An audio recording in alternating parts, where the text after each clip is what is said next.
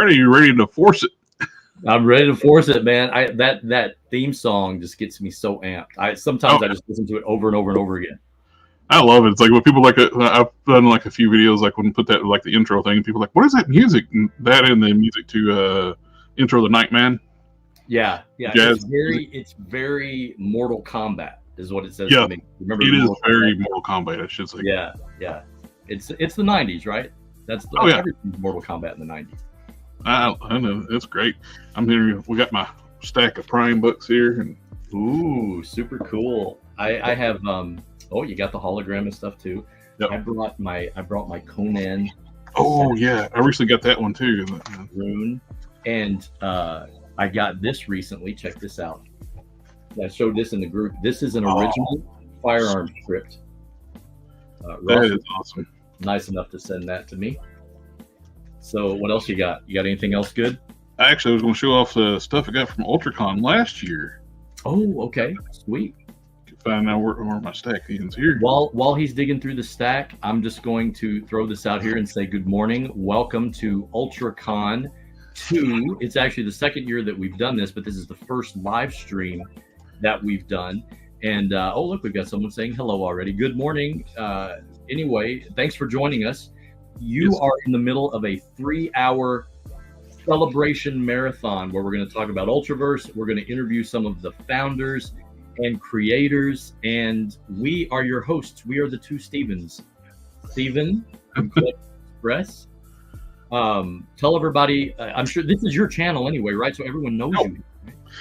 Everybody, I'm a big, huge Ultraverse fan. Like I've mentioned every time I do Ultraverse videos, like people should know by now. Is like I love the Ultraverse. I got a whole shelf of customs I've made, and got plenty more planned. And I've missed the Ultraverse ever since it's been gone. I loved it from the get-go. It's like I remember driving to a comic book shop at like 3 hours from my house so I can get issue number 1 because there weren't many comic book shops when I grew up, and they all sold out. Didn't order that many, and had to go all the way. I remember my mom talking about like she didn't want to spend at the time. It's like hot book, and she had to pay $7 for the books. Like, I don't want. Are you sure you want this? It's $7. It's like yes, and I still have that copy, and of course I have like 50 others the same issue now. Right. Anytime I see a Prime number 1, I get it, and I got the same way from last year. I got all the silver foil covers. One of the fellow members were selling those. I got all the different foil covers. That's good stuff. We have more people selling. We had more people last year selling. I've been kind of hesitant to sell my stuff. I don't know whether that's a good thing or a bad thing. I think it's good because people aren't wanting to give up their Ultraverse stuff. That's true. I have a stack of Prime number 1s like this, and I don't want to sell it one of them. Yeah, I have somewhere I have about 40 something copies of Prime versus Hulk somewhere. Oh, nice. And I actually took a stack of them to California last year to get our first guest Scott to sign them for me. So he's autographed them. At some point, I'm going to let a few of them loose in the group. I'm going to try to get a few more signatures on them first. But I would have more copies of this, but there was an eBay seller like about 10 years ago. He claimed they found a storage unit full of these, and they were selling them in like five copy lots. Lots of 5, right? Lots of 5 and Primes, hard case, and such. I won hard case and Prime. I was going to get 5 copies of each. And he mixed up the orders. I got 10 copies of hard case and no Prime. Oh man! It's like I have 10 copies of the hollow foil hard case. Man, that's awesome. Prime's my favorite, and yeah, as you can see. Yes, of course, it's got your action figure on it. Yep, which is sweet. For everyone who wants to know who I am, I'm Steve Boyd. I am the vice president of ComicCollectorLive.com, and I'm also the founder of the Ultraverse Facebook group. And I started that just. And thank you for starting that group. The reason I started it was so I could meet people like you. I couldn't find a good place online to talk about Malibu Comics and Ultraverse. And I was a retailer back then. I had in college, me and a buddy started a comic shop when I was 19 in our town, and Ultraverse had just started. It was right there at the 90s boom.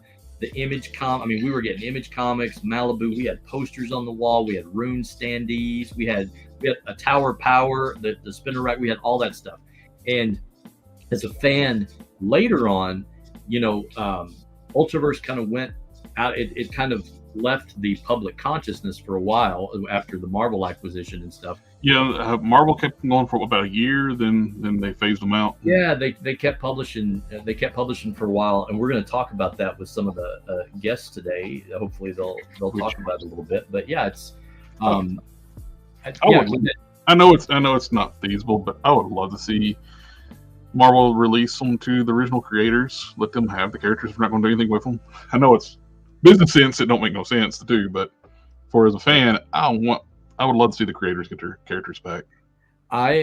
This is my theme for the show is I'm going to try to avoid asking the creators like, you think we'll see the Ultraverse people back? I think they're probably that question. They probably get asked all the time. True. But for fans like me and you and everyone watching this, we can talk about it. Okay.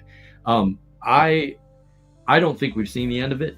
I would love to see Marvel do something with the characters again in the format of how they were in the comics. Not like we saw Topaz show up in Thor Ragnarok or a version of Topaz, right? But not the comic. It's like a variant of Topaz because it literally wasn't the comic book Topaz. Right.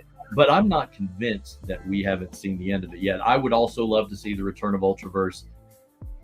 Who knows? It might be right around the corner. Marvel's been digging back up stuff. Fantastic action figures. Yes.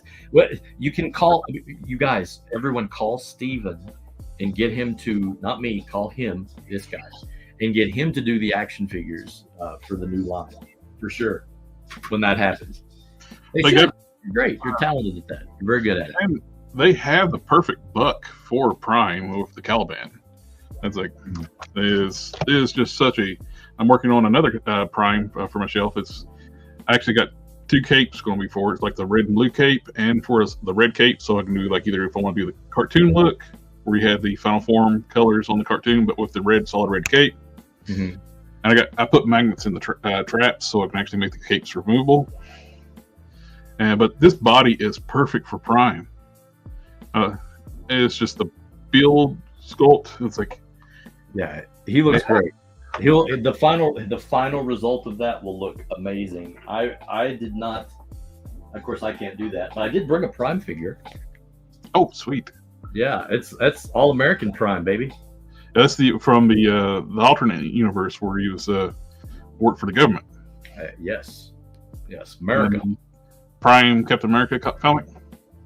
That's true. Yes, the cape. The cape is what made it for me. He's so awesome. Unfortunately, I tried to use the eagle that came with the 6-inch classified spirit to have Prime holding the eagle, but the eagle is the same size as Prime, so it worked better with your Prime that you made than this one. But yeah, he's awesome. Very cool. I'm a little biased too. Like I want more Ultraverse stuff, like figure forms wise, but they just make the character designs lend themselves so well to do toys. Mm-hmm. They just look great, and all of it. I'm so jealous of the guy who posted. He's got the working prototypes of Wave 2 of the Gloob figures. I saw that he just posted them in the group. Oh my gosh, yeah, like. Of course, I looked at pictures for like sculpting references for my Primeval and Sludge of the original, like the blurry pictures, and he's got the real things. It's just, they look so good. Those Wave 2 figures are so much a step above the Wave 1 figures. Mm-hmm. Why we couldn't have got those? We could have got Rune, man. That's the one I want, and that's the one I want you to do. I am hereby requesting you to make Rune. There's that hybrid vampire character like that. It's a griffin vampire-ish looking character. The body is straight up Rune. All I have to do is need a new head for it and some new feet, and it's there. It's just beautifully done. Yeah. There's a Venom Null 2-pack where Venom has wings, like vampire wings in the back. Every time I see that, I think Prime or Rune. I think, oh, that would make a pretty sweet. Robert, yes, there's a guy in there on the Ultraverse and Steven's Ultraverse group. He actually has working prototypes of those figures. He posted them. Was it last week? And, yes. Yeah. And it's like, wow. It's like they look so good. They're not the only one that's a resin is Siren. The rest of them are working prototypes, and they look so good. Oh, let's see if I can find it here on the. I was shocked that those popped up in the group. I've always wanted to see those in person, but to actually have someone post pictures of them that has them, that's pretty sweet. Are you pulling those up so we can check those out? Yeah, sweet. Oh, and Scott's here. We can wait from that one. Scott's here. Yeah, Scott is in there. Oh, hey! Good morning. Welcome. Oh, I think you're on mute, Scott. Oh, I got it. There you go. There you go. We got you. Okay. Yay! There he is. Welcome. Thank you. So nice to meet you, Stephen. Oh, Stephen and Stephen. Yep. Yeah, we met a few months ago whenever I was in California. So it's a good to see you again, Scott. As always, pleasure. Thanks for being on here with us. Of course. Yeah, and did I hear you right? You told me this was your first live stream. Yeah. That's criminal. That is criminal. You should have been. You should be doing these like daily. Well, I'm glad that we got to be the first live stream you be on, and hopefully get to do some a lot more. Yeah. That's sweet. So we don't really like, as far as the format goes, Scott, like I mean, I've just got some basic stuff, some questions, lined up for you and everything. But I would just, if you don't mind, just take a moment, introduce yourself to everybody, and we'll just tell them what you're doing, and we'll go from there. Okay. So how many people are there? Right now we got 8 in audience right now. So, but they should be more rolling in here soon. Now I have a question. Like Stephen Boyd, when I'm looking at you, does it look like I'm looking at you? For the most part, you're kind of, you're looking just a little bit downward, but yeah, now there you go. I could reposition. Getting there. Yeah, like right around in there, I think. Okay. Yeah, you're good. You're good either way. You look great. Thanks. Absolutely. So anyway, tell everybody about yourself, Scott. Oh, are we now live? We are live. We are live. I'm Scott Rosenberg. I'm one of the founders of Malibu Comics, which I think someone did a count, and it's around 2,000 comics that have been made. Wow. I now have a company called Platinum Studios, which is comics rights based, where we develop for film and TV. Oh, neat. So I just like comics. I don't know what else to say in an introduction. That's good. That was good enough. You've looking at your collection. I had a chance to look at some of your books. What I was impressed with when I met you was that I could tell that you were a fan. You were like old school fan too, and you started in comics at a very young age, right? I guess 13. Yeah. Well, actually, 13 is when I started selling comics, so I could keep buying them. I actually started reading comics, I guess as soon as I could read. There you go. What was one of the first books that you read? At the time, I was partial to DC, but at age like 5 or so, I was probably in Richie Richland. Oh, there you go. And Little Archies. Harvey, nothing wrong with Harvey comics. I read those as well. I loved Richie Rich. Dollar the dog. Didn't he have a dog named Dollar? Yeah. Yeah, that's right. Okay, I totally. And he had a comic named Billions, Trillions, Zillions. Yeah, there you go. I used to buy those at the grocery store. There was a spinner rack at our local at Piggly Wiggly, and I used to get them from there. That's where I got my comics too, Piggly Wiggly off the spinner rack. There you go. Great. I don't know if California has Piggly Wiggly out No there. Piggly Wigglies here. No Piggly Not that I Wiggly. know. All right. There you It go. might- Well, Hours later on, changed names, but that's where I get my comics from. That until we, it was a long time before that anybody ever attempted to put a comic book shop in my small little town, and I loved it, and I was hooked. one of the interesting things about being in the comic, both as a collector and in the industry and stuff, I'm amazed at how many people, they start young, they kind of get it in their blood, and they want to do more with it. Like I want to be a part of this, and stuff. It's not. I don't. My experience is from talking to writers and creators. There's not a lot of money in the business, but there's a lot of heart. I don't think a lot of people get in the business to make a ton of money. Maybe they do, but it looks like people do it just because they love comic books so much. And you started the distribution company as a means to fund your comic habit, right? I started that when I was in college. Okay. To fund extracurricular activities. Right on. But that only went for about a year and a half or so. Okay. That's when I got into the publishing side. Sure. And you, there's a number of independent imprints that your name's attached to that you started with, I think, Aircell. Is that one of them? Yeah, but that was really always Barry Blair's. Okay. I'm looking at some Eternity, Adventure.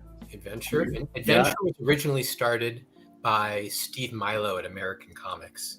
Okay. And he wanted to concentrate more on his mail order business, so we took over the imprint.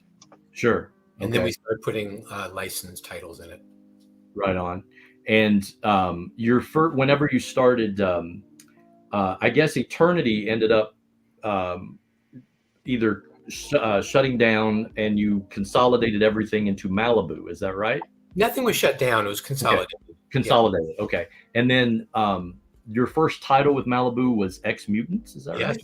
Yes. Okay. That was my first stab at publishing. And it was a relative success, right? Yeah, it was. It had a first print. I was expecting a few thousand, so we could at least hit break even. Sure. And it was in black and white because all I had was a credit card at the time. I couldn't afford color. But the first printing came in at 80,000, and the second printing came in at 50. So it was like 130,000 copies. That is actually very impressive for an independent comic book back then. What year did that come out? 86, and we had a pretty high cover price, a weird one. It was $1.80. That is weird for. I did that on purpose. There you go. Okay. I figured people will know $1.75 sounds expensive, $2 sounds expensive, but $1.80 you kind of don't think about because it's just odd. Clever. That's actually. I think my very first Malibu comics was an X Mutants comic. Cool. I should still have it in my collection somewhere. So. Yeah, I do. I'm a little embarrassed. I've heard of X Mutants. I had heard of them, but I didn't buy my first ones until just a few years ago. And they were some of the later issues. So the early ones I haven't had a chance to even to dig in through. I can't claim I got any of the black and white ones, but I do have some of the color ones later on, and I just love the cover art on those, and the interiors matched, and it's just great books. Yeah. Yeah. Whenever you say color, we're always happy. That what's that experience like having a success for you're talking about this is how much money I had on my credit card and stuff, so clearly the budget was limited. Yeah. What was it like, that feeling of knowing you had sold 6 digits worth of comic books to people and they were? It was amazing. I mean, our marketing budget, I had $400. and that was it. Now in those days maybe that was worth $1,200, but still not much. So what I could afford with that at the time was, remember CBG? Yes. The comic guy who came out every week. Yeah. Mm-hmm. So at the time, both fans and retailers were looking at that. So we took out a full page with all black with white letters saying X Mutants, #1 summer '86. So I was glad the marketing worked. I'm glad the story worked, that everyone liked it. I mean, the art was fantastic by Ron Lim. Mhm. And The artwork in those books were just amazing. yeah, so I guess it inspired me to keep going. Well, I'm glad it did because I loved everything about the Ultraverse and Malibu comics, and I got pretty much almost I have close to a full collection of them. I missed That's a not few. easy. Especially if you go for some of the harder to find ones, that is not easy. Yeah, I've tried, like, I've pretty much given up on making the full collection of the books because it's not that I can't find them, it's just extremely time consuming to find them. So what I've done is limited my collection down into like the really obscure things that you don't really see a lot of. Like let me see. Hold on, I've got it right here. Hold on. This is kind of sweet. I have a Prime digital watch. Yes. Oh, sweet. Which is kind of sweet. I don't know how many they produced of these or whatever, but like Malibu was big on marketing. I've got some old previews magazines where there were lots of you could buy, you know, I think it was Malibu coffee mugs and things like that. Scott, tell us a little bit about you're down to now. You've got Malibu. You've had a success. You've had some successes with books like X Mutants. I think Ferret, was that another one you guys published? Yeah. Okay. Yeah, that was one that we die cut into like a ferret looking. Right. I remember that. Yeah. So the how did it come about that you guys were gonna do the Ultraverse to come up with a brand new line of comics and stuff, and how involved? Where does Spawn and Image Comics tie into any of that? Okay, well, in terms of what the public was seeing, Image came first. And we didn't want to compete with ourselves. So at the time that we were distributing Image, we had come up with the Ultraverse and the characters and started the storylines and started working on all of it because we had a 1-year distribution deal with Image. Which, because of some of the comics coming late, was probably 1.5 years, that we would then start the Ultraverse when Image started its own distribution. So we weren't competing with them, we weren't competing with ourselves. Right. So that's kind of the timing. So, like, the reason I say this is because if you, I'm a Spawn collector as well. If you open up the first page or the back cover of the Spawn #1, Malibu Comics logo is right there on the inside cover. Yeah. So Malibu helped publish those first few issues to get them going, right? To get like Image to get the books out on the shelves. Is that Yeah. The first is basically the first year of solicited comics. So shows all of them from all of the guys. Right. And I remember that we wanted to get publicity for it, and we were calling publicity firms, and no one would like take our money. They all said no one's going to care. Right. I'm like, that's just not right. That's not true. So I finally found a smaller one that the guy was into comics, and he did believe it could be something. And a short time later, when the Image guys, when we announced that they were coming to us, that announcement also caused Marvel's stock to fall that same day. And then CNN came into our office. Oh, yeah. Shaking things up a little bit. Yes. So we always tried, for each of the comics, we did a different marketing campaign because each one's from a different guy.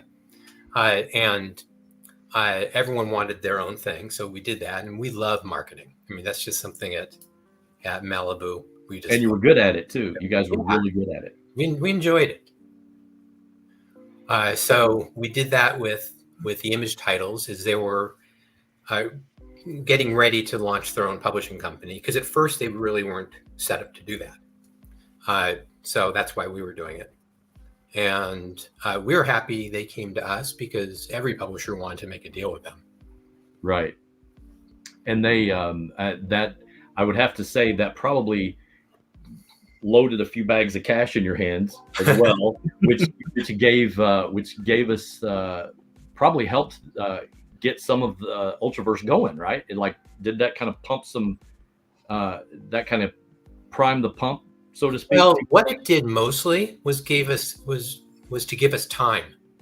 Sure. So that we could launch. We were planning to launch in June of '93, and we wanted one title, the first, one, then three, then I forgot what the order was, but we wanted to launch in June and have then the next issue and the next issue and the next issue of the different titles, and have all of them story-wise, from a shipping standpoint, be in the same timeline.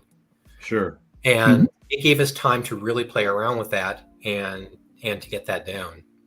And yes, it was very profitable with the Image. It was profitable for us, and it was profitable for them. The groundwork you put into doing the Ultraverse too, like building up the universe and reasoning how people got powers and set the whole events, and it was so well done on that. And you can tell you took the time and like thought everything out. Thank you. That's the geek in all of us. Our staff was amazing. We had very little turnover. It usually took a marriage or someone moving away or something like that to for anyone to go. It was basically once they started as an intern, if they made it past that, they were there for our whole time. It's like a dream job back then. It's like this is for geeks that have such a great collaborative space and working on such a great project. Yeah. Well, and you're right in the middle also of the 90s, just explosion of comics and stuff. I mean, and not only that, but like the smaller publishers, I feel, are responsible for a lot of chances that like some of the larger publishers had to take. I mean, you ended up getting the death of Superman in there. They broke Batman's back. I think that you guys might be responsible for part of that. like as you did so much to shake up the industry and to change things, and you said, okay, well, we don't like this, we're going to do it this way. And it was just a great time as a retailer. Ultraverse, Malibu in general, was really good at marketing and was awesome with connecting with retailers and everything. Yeah.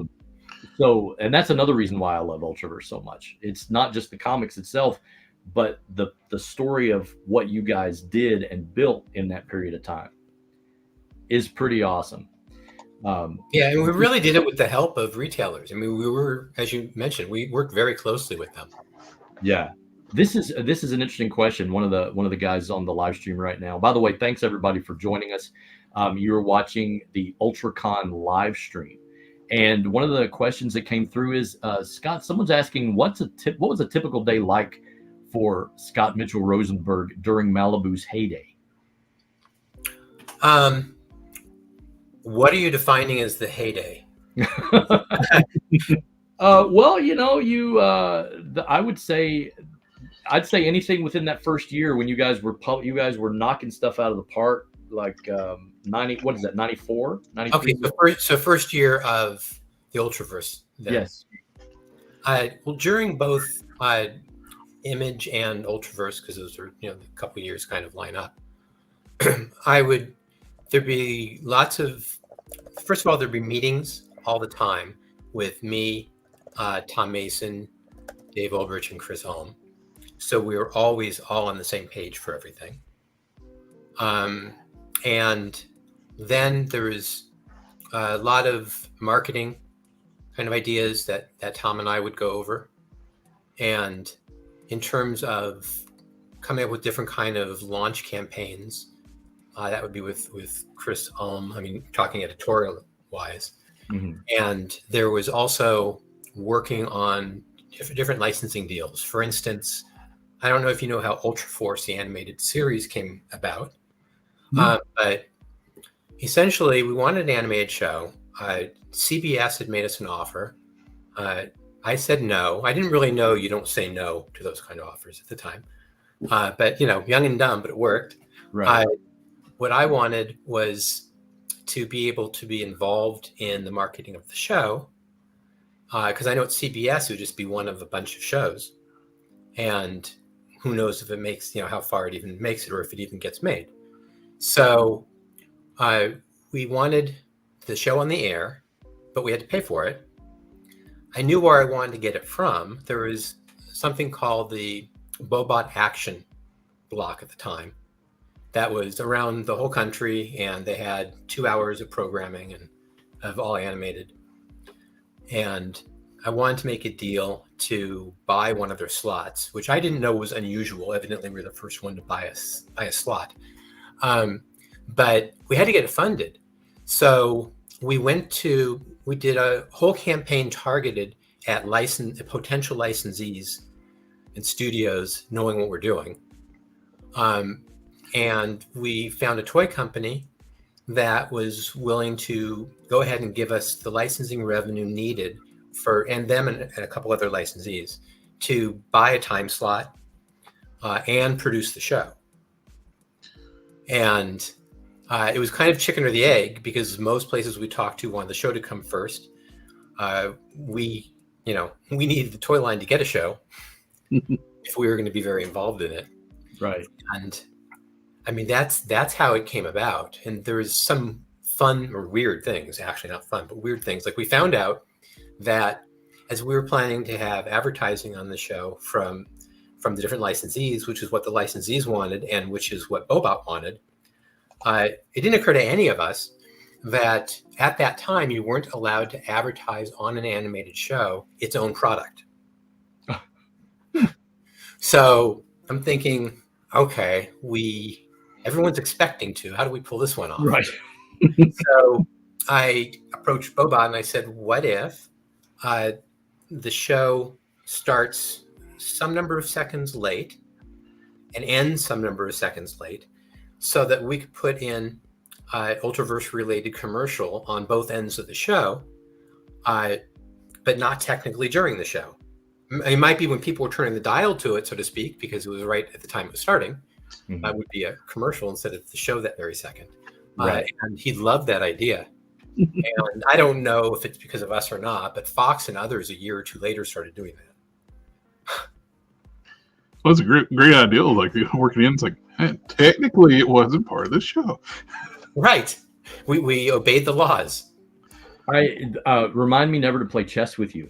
Like, honestly, it's Or Monopoly. Right, or Monopoly. There you go. You have to really be 2 steps ahead of the game and think outside of the box in order to make some of these things happen. So the fact that you were able to, kind of pivot into something like that, no wonder you were successful as you were. So that's pretty awesome. We were also the first comic line to launch with TV ads. Mm-hmm. And the way we did that, because, it is when the press looked at it, it looked like a multi-million-dollar budget, but we didn't have money like that. Right. So I was reading through the various contracts and deals that I was provided with that MTV and Cartoon Network, and I forgot which other ones were around at that time. And they had some interesting, I guess, loopholes in the contracts that if you get a 90, and I may be a couple points off, but you get a 90% discount if you're giving something away for free. And then it goes to 95% if you give a phone number that doesn't cost them to call, and then 95% if you're giving away something completely for free with that. So we found one company who wanted to get the calls because that was their business, collecting those kind of numbers. And that's when long distance wasn't free back then. And then we also made a deal with Steve Milo, his American Comics, where he had a big mail order company that focused on retailers. So he was more than happy to send them the free comic, which was a limited edition one, and his catalog. Sure.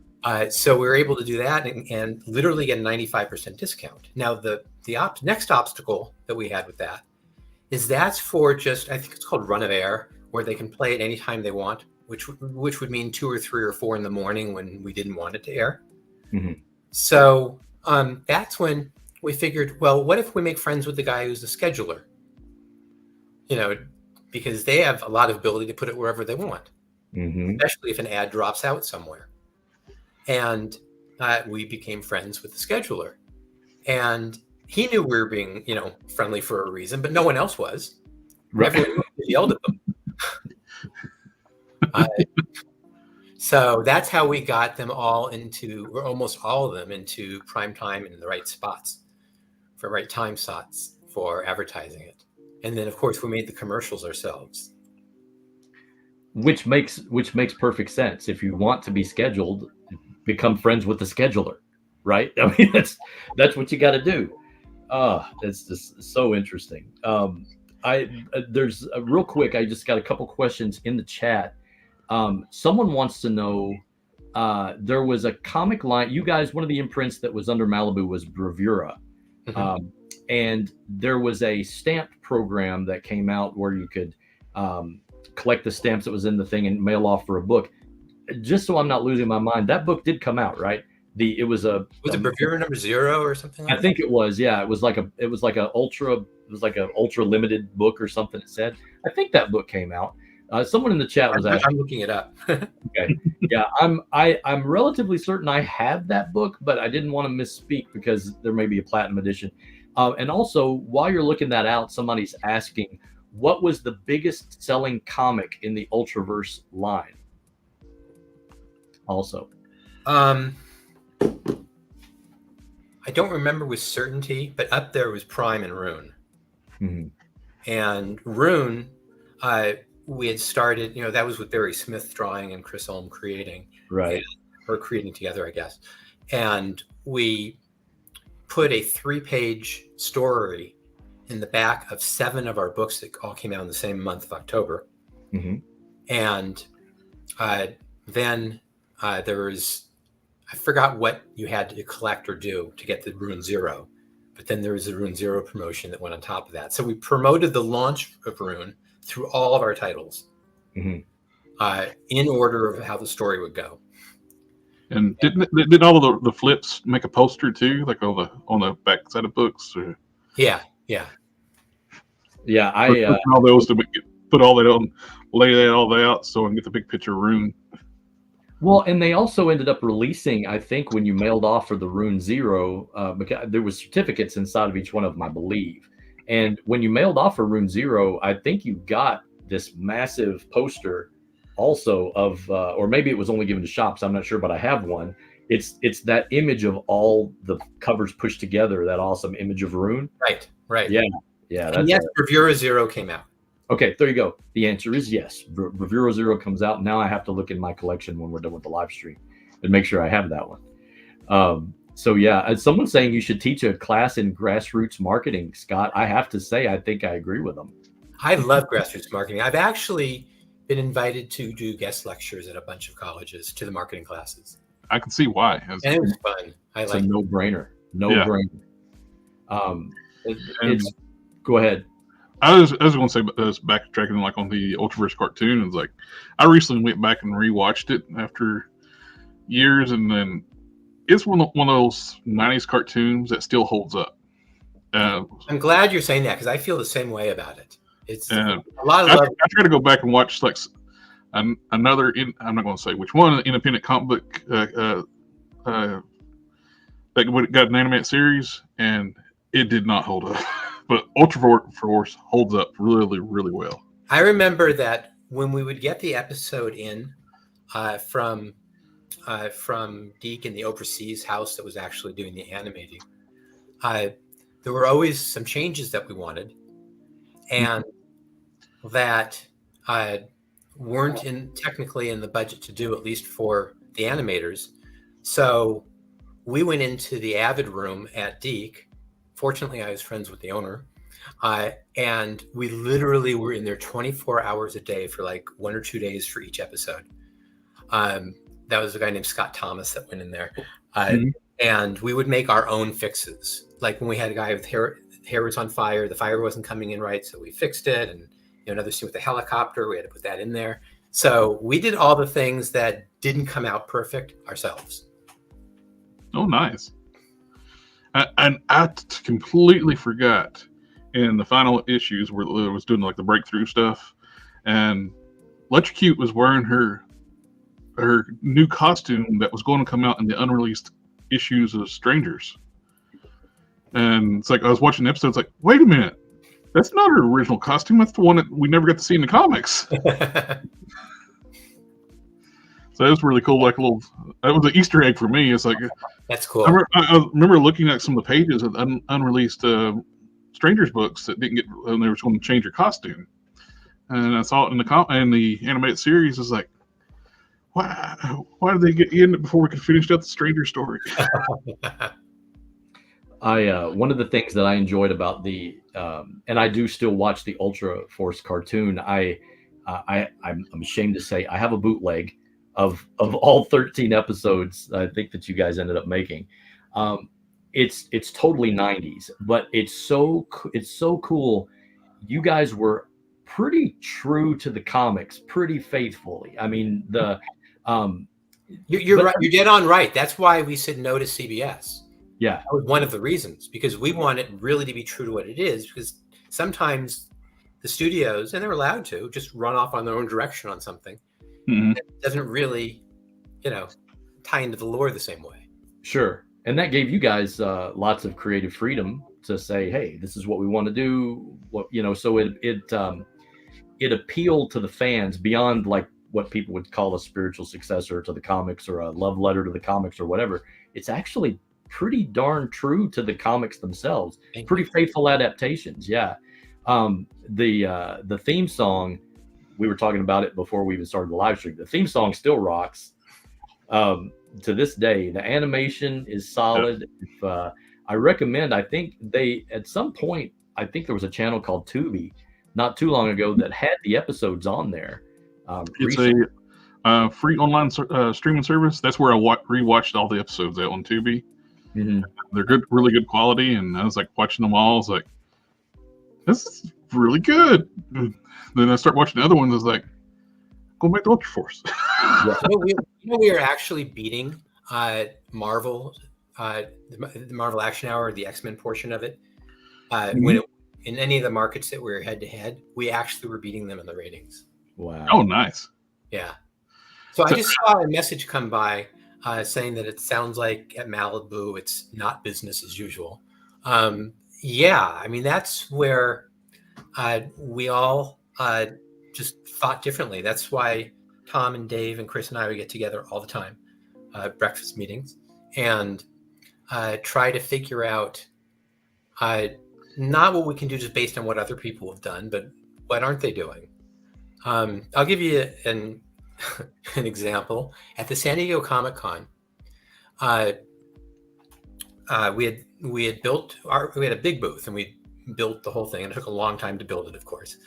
And then the fire department came in. Oh, and so we were planning to have lines, because that's when we were doing the Malibu Comics signature series, where you can get the comic signed by a bunch of people, and we had signers all day. So there was going to be a line, but that's when the fire department came in and said, no lines outside of your own booth. So they got my attention when they said lines. Lines, box. Okay. So I came back, and Chris and Tom and Dave were looking at me because I had just talked to Faye, who was running it. And I said, well, and they said, what are we going to have to do?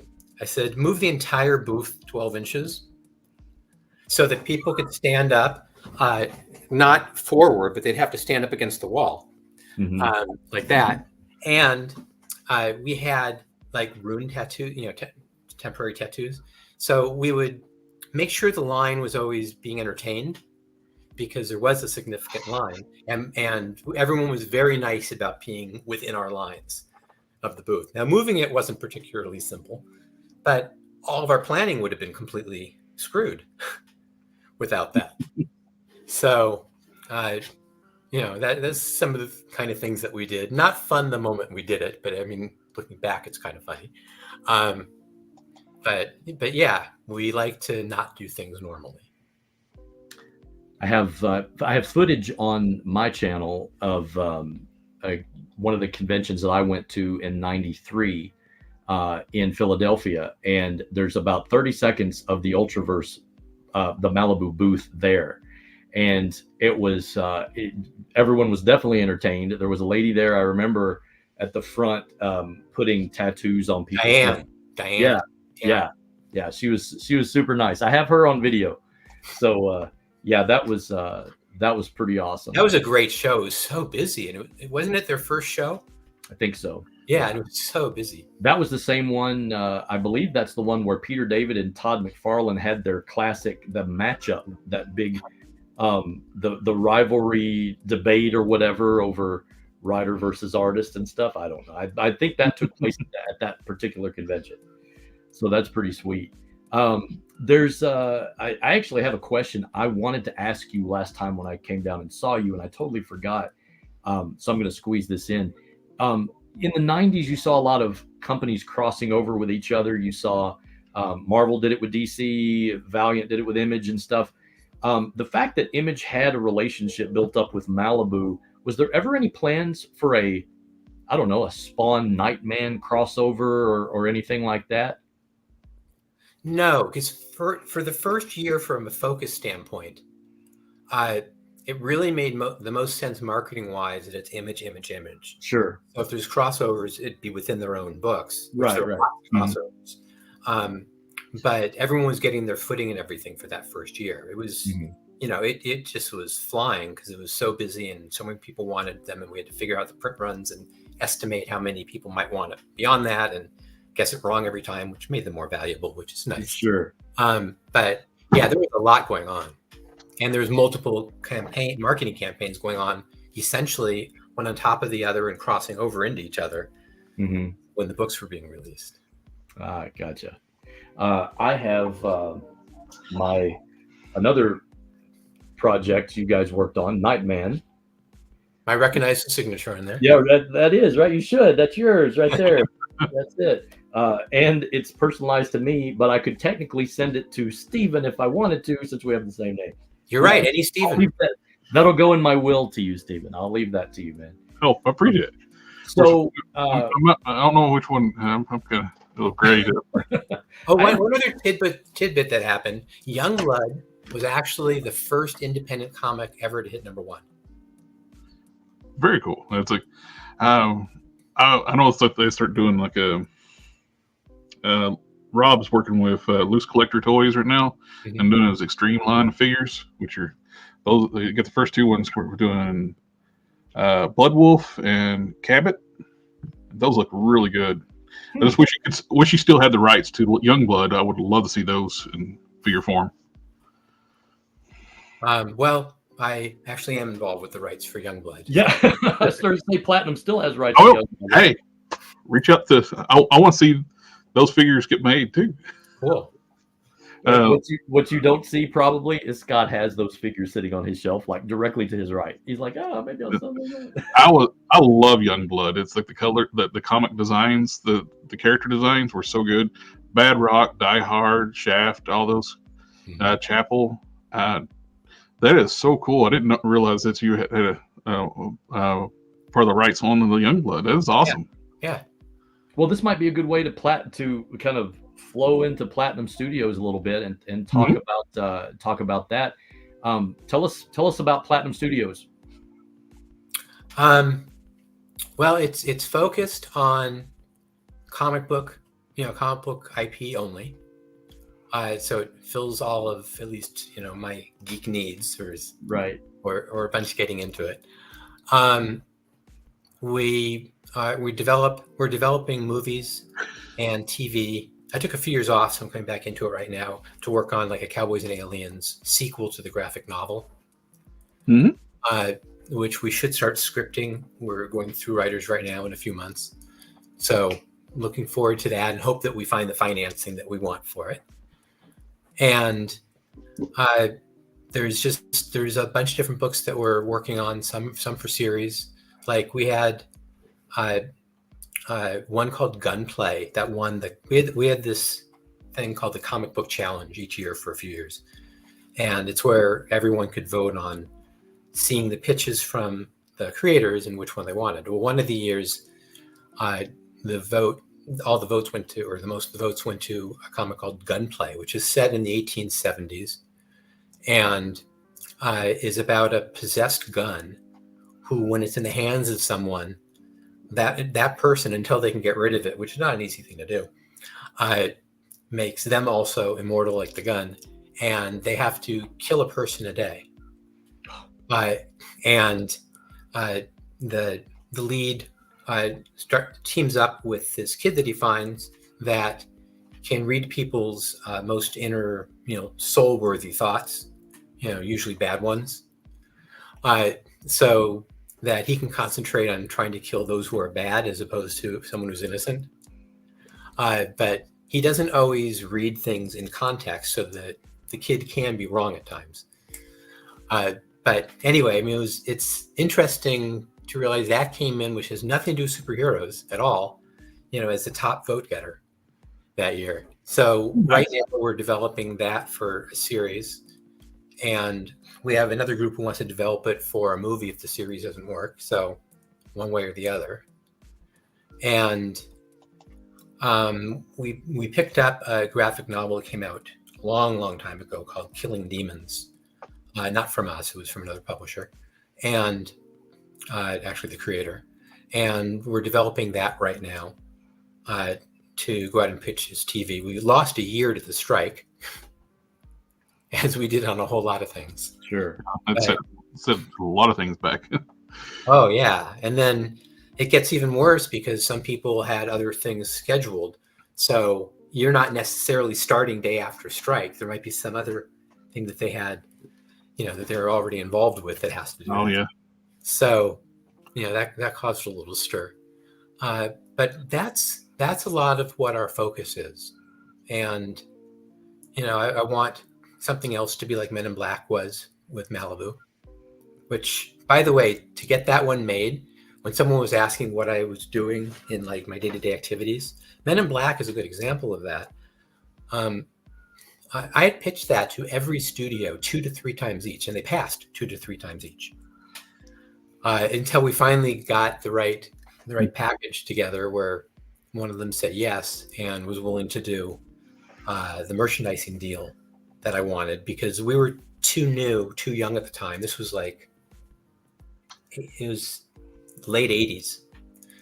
So not far from getting out of college, actually.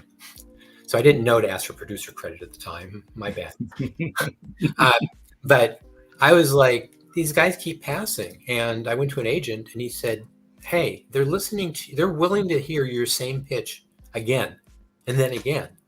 That's something they don't do. So there must be something there. Right. And then, it finally worked. It was the #1 movie on the planet. And my daughter just went to Universal Florida, and the Men in Black ride is on its 21st or 22nd year there now. Oh, right. Oh man, yeah, that whole franchise blew up on its own, right? It had multiple sequels, animated series, action figures, and everything. Yeah. Going back for a second to Ultraverse, that's another thing that I really liked about Ultraverse too, and it's unique. The story of Ultraverse is unique in that it was the flame for Ultraverse did not burn long, but it burned hot. Like you had, it was one of the few comic properties that in its short time hit comics, it hit action figures, it hit television, commercials, and it's a unique story. If you look at all of comic books, everybody always focuses on the crash of the 90s and all that stuff, but the story of Malibu, I think, deserves its. I've said this to you before. I think you guys need to do a documentary on Malibu. I would love to see that. That would be fun. Yeah, that's when Tom's memory would help, because he's usually the best on memory. Right. Those series where the toys that made us type things your Malibu and Ultraverse would be great for that kind of style, that documentary, and just interview, telling the history stuff. It's so interesting. It's so cool. Well, if anyone listening wants to do it. Scott, how does it feel, looking back, we're now about 30 years out from Ultraverse, and you still have a community of fans that love the work, that still appreciate you guys, all the creators and stuff. How does that make you feel as a comic fan and someone in the entertainment business? I mean, I think it's an amazing thing. And it hits all levels. It hits as a comic fan. It hits as a geek, which sometimes could be different levels of comic fan. It hits on a business side and just on the longevity of just how, especially coming from comics, how things can live forever. And hopefully Marvel, through some administration, finally puts new ones out. Although it sounds like they're sneaking little things like the gems out. But I heard about the gem getting the 7th gem coming out here recently. Yeah. My theory on that, and I told Steve before we started the thing, I was going to try to avoid talking about.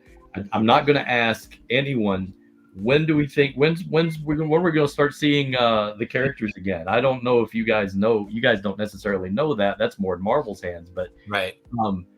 Seeing what we're seeing, the trickling out of this little thing here, and looking at what Marvel's doing. Certainly bringing back other older properties. Yes. We're now seeing, ROM coming back into the fold, Micronauts and things like that. I don't think we've seen the end of it yet. I think they're planning something. I think we're going to see something. What do you think? I hope, I really do. And it does seem like this more than ever before, the way they're seeding these things out, that they might get over their weirdness, because at some point they were saying they couldn't publish Malibu comics because of the contracts. That such doesn't make sense. When they bought the company, they were publishing the comics. Right. It wasn't breaking a contract then. No. It certainly isn't years later.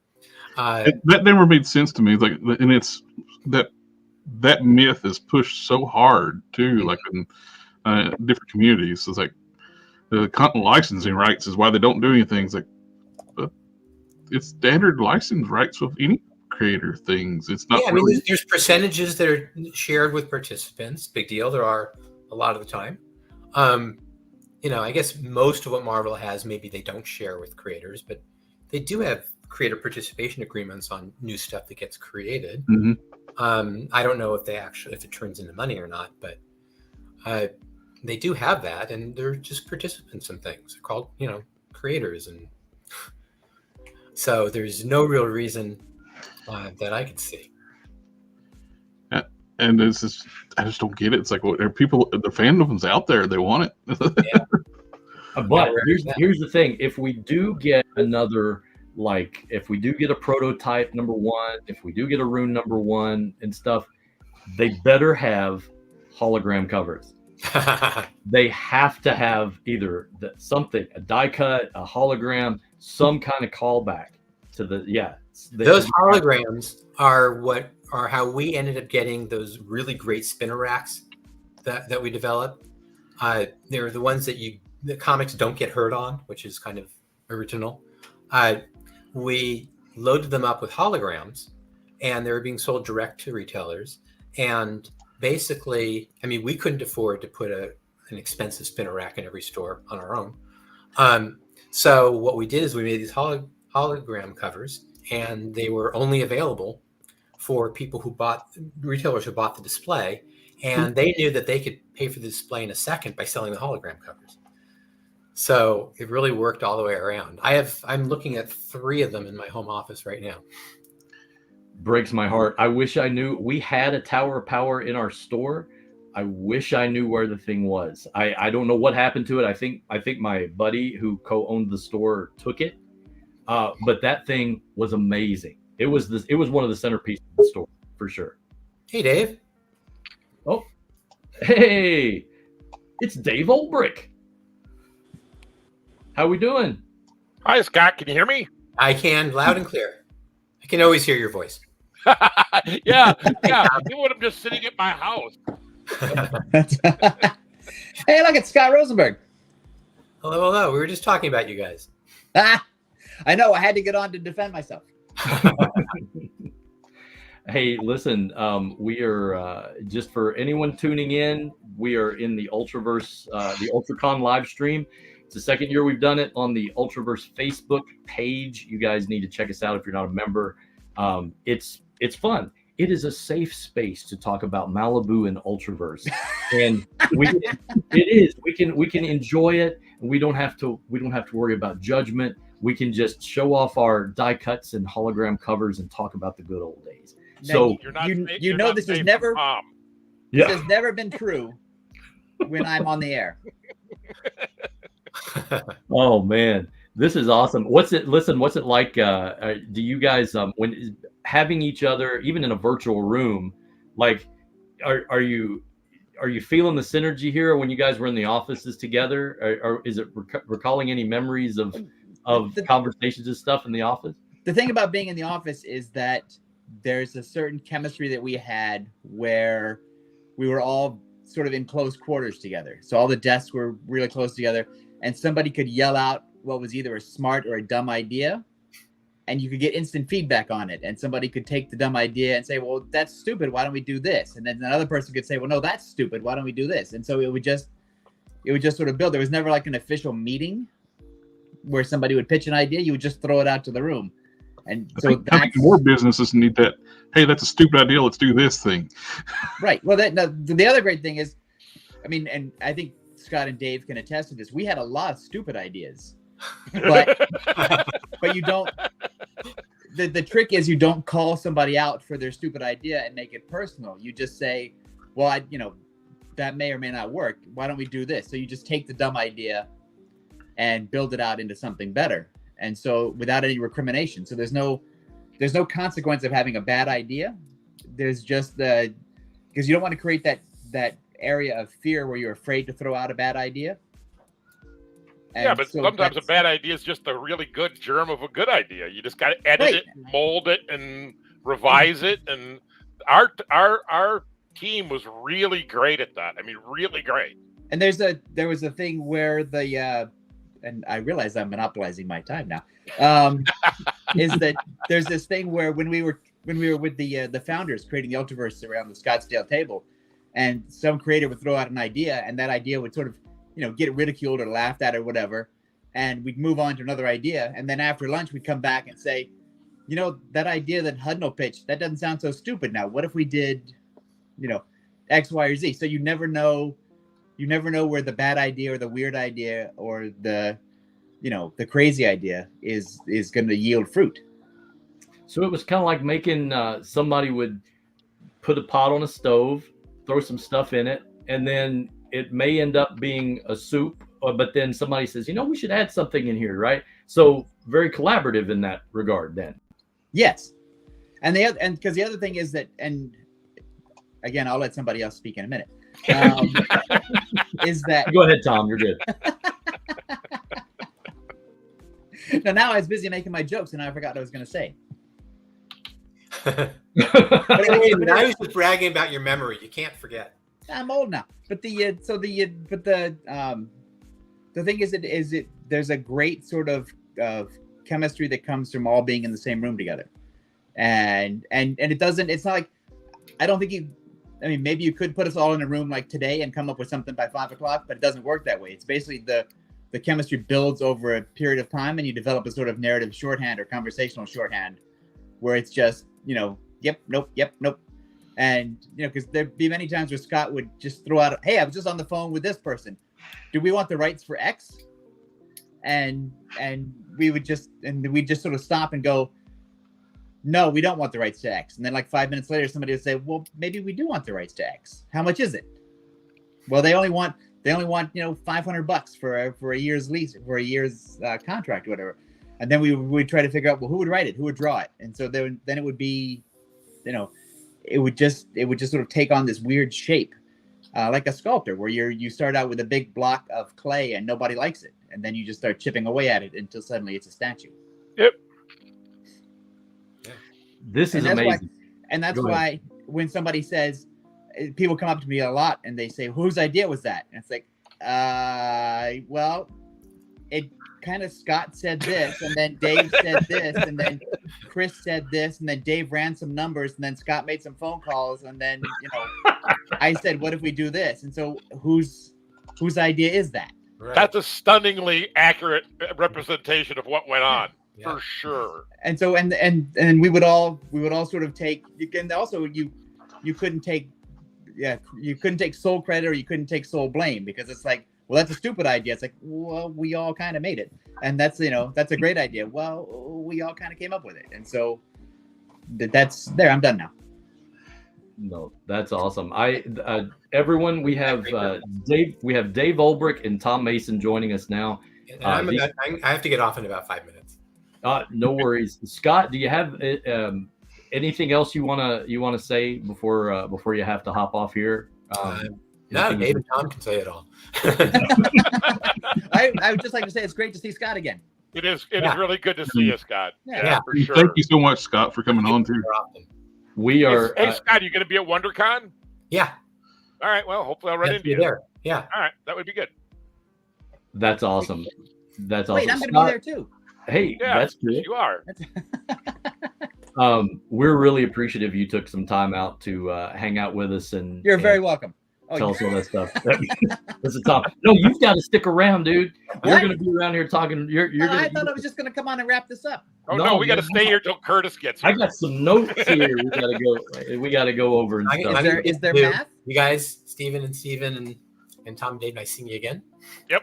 Thank you so much again. It's like it was a pleasure to get to talk to you. And thanks. And like what somebody said in the comics too, we need like a show. It's the comics that made us. That would be a great documentary series. Yeah, it would be. I'd love to have a great weekend. Talk to you later. Bye, guys. Bye, Scott. And, all right, man. That was awesome. That was so cool. I thought he'd never leave. Oh, and before we get into our next segment, we do have a little bumper for the next one. We got another fellow Ultraverse alum. Hi, this is Roland Mann, former Malibu Comics editor, and you're watching the ULTRACON live stream. Make mine Silverline. One of the linchpins. That guy's awesome. I just talked to him like 2 days ago. Roland would have been on here with us. He just had I think he was doing a signing or something at another, maybe a store appearance or something. The guy's busy all the time. And you think that's some kind of excuse? That's true. I guess I should have done that. That's what I should have said. Oh, come on. Right. He did make the bumper though, which was good. Hey, thanks. I got all sorts of cool stuff on my wall.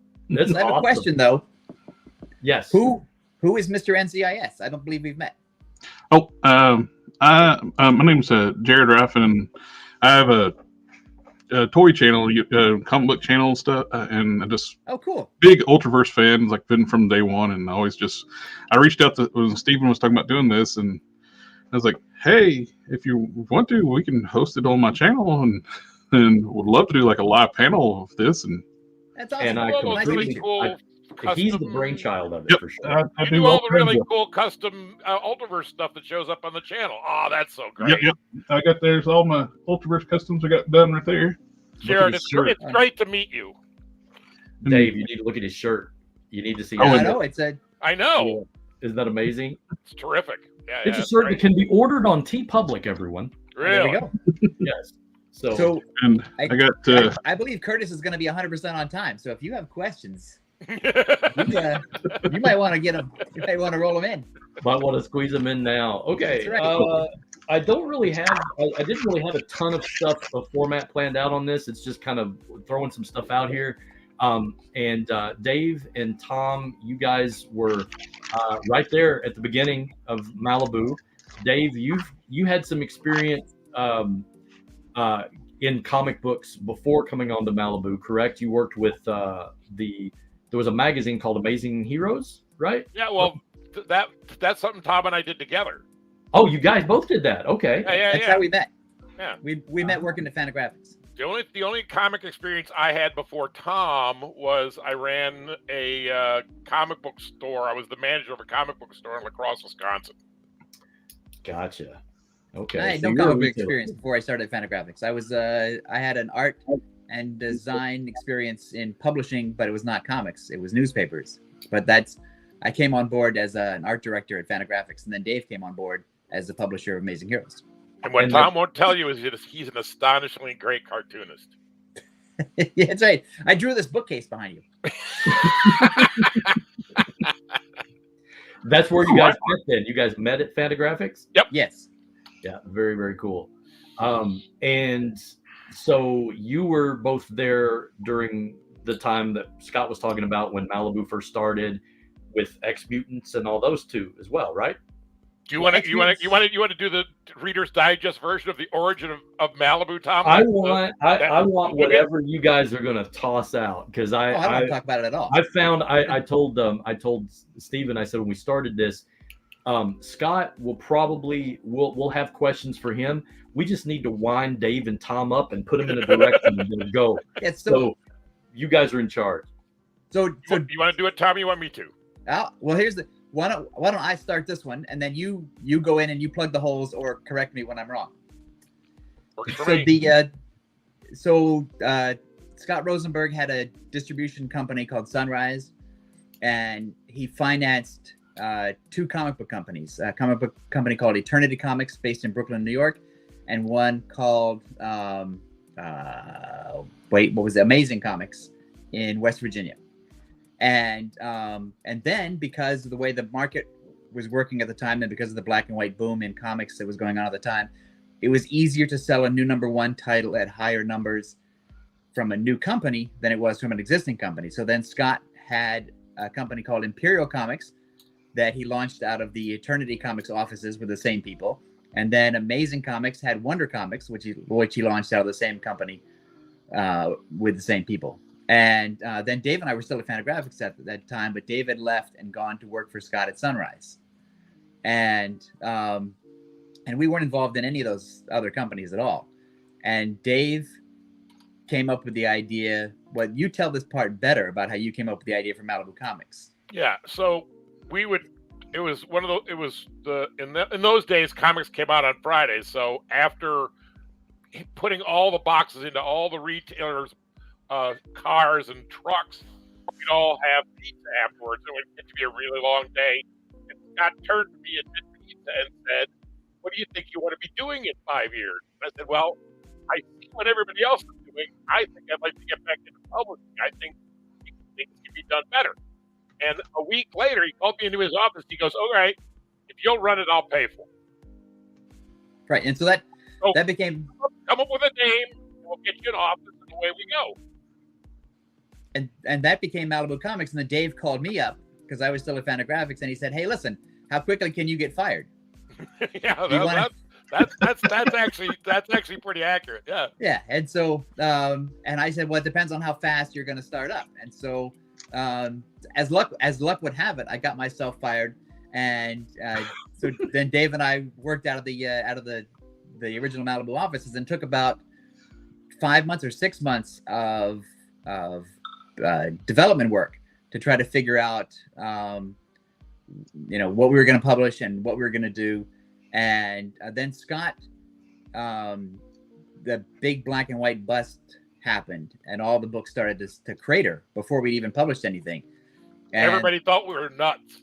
Right. And I was like, if you wait until the perfect time, there's never going to be a perfect time. Right. The only perfect time is now. Figure it out. Figure out how to make it work. So Scott ended up shuttering all of the other companies, and all the efforts became Malibu Comics. And then we were out in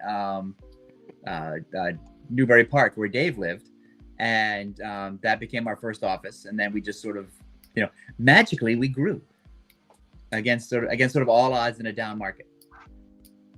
But it was just the two of us. And at that first office, in 1987, in the spring of 1987, Tom and I saw an entire team picture drawn by Rob Liefeld of Youngblood 5 years before it launched at Image.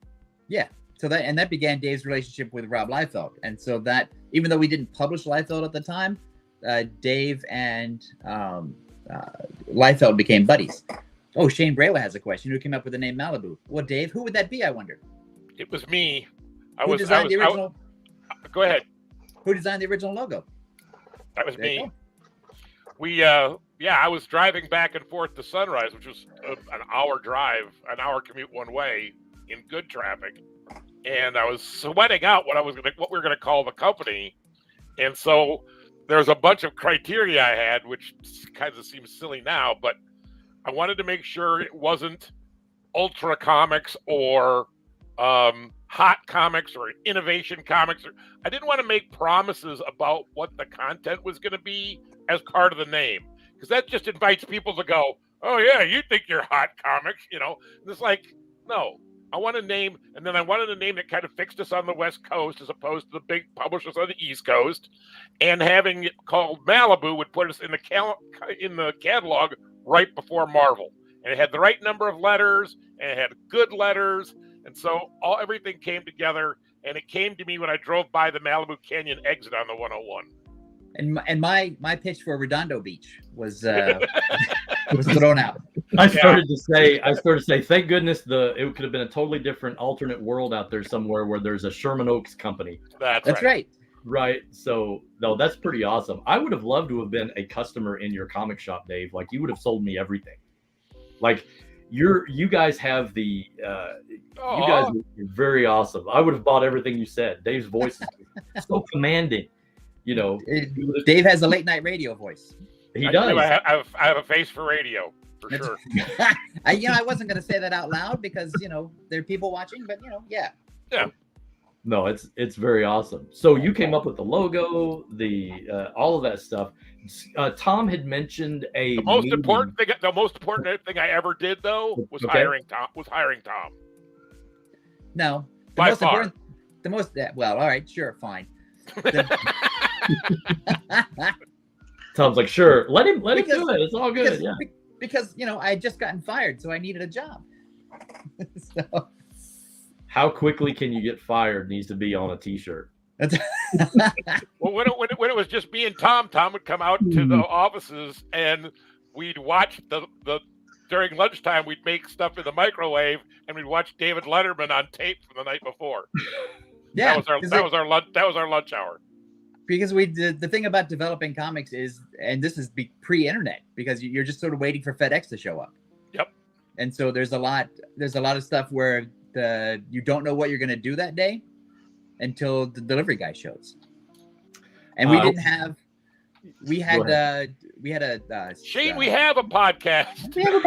Where have you been? I was going to do a plug for you. Your Geekview Tavern. Shane Brayla is drunk on a Saturday morning. And I got a link to it in the description down below for you. Yay, Jarrod, you're the man. Thank you very much. He's on top of things. Look at that. That's awesome. All right, anyway. So what's next?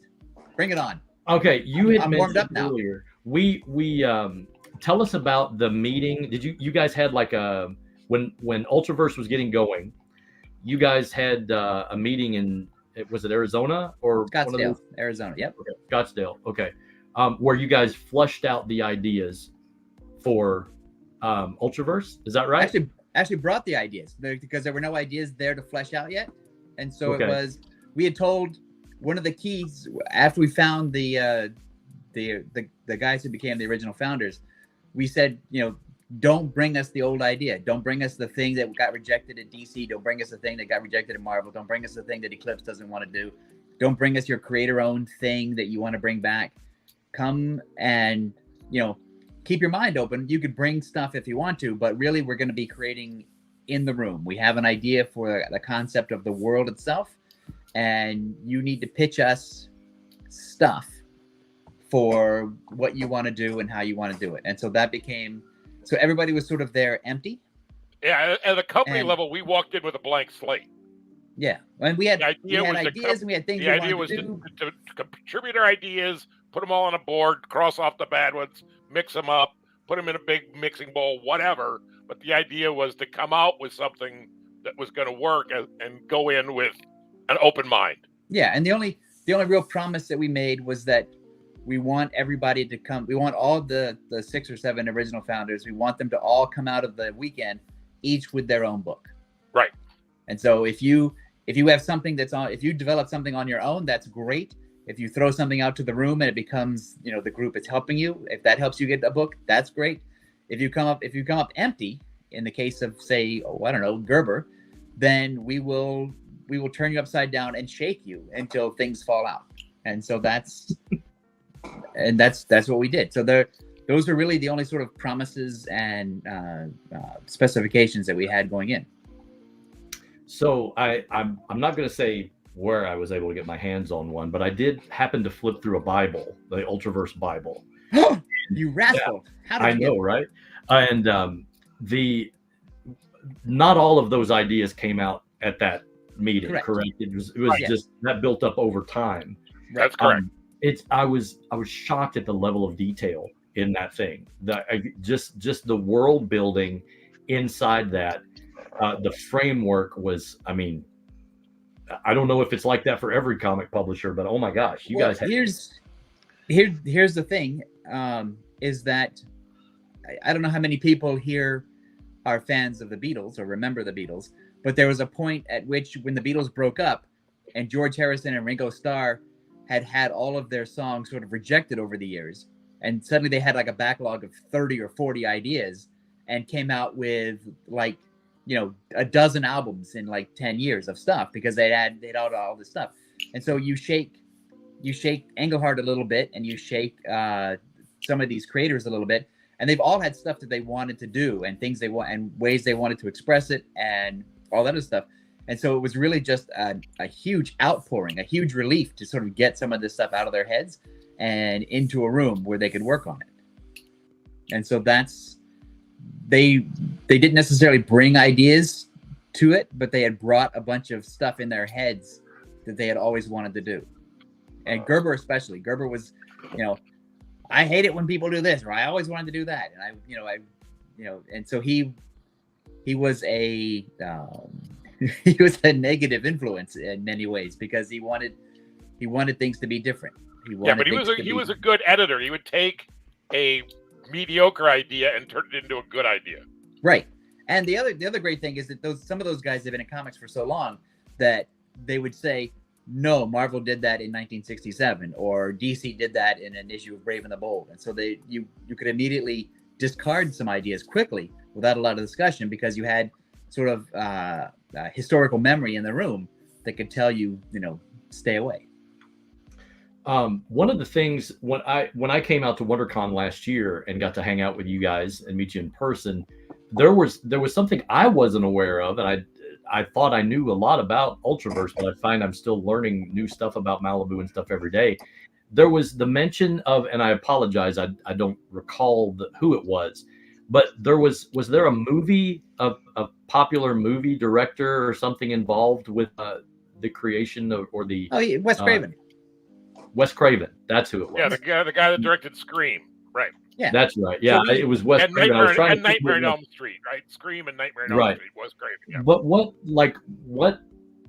why was he there? Did he come up with an idea too, or?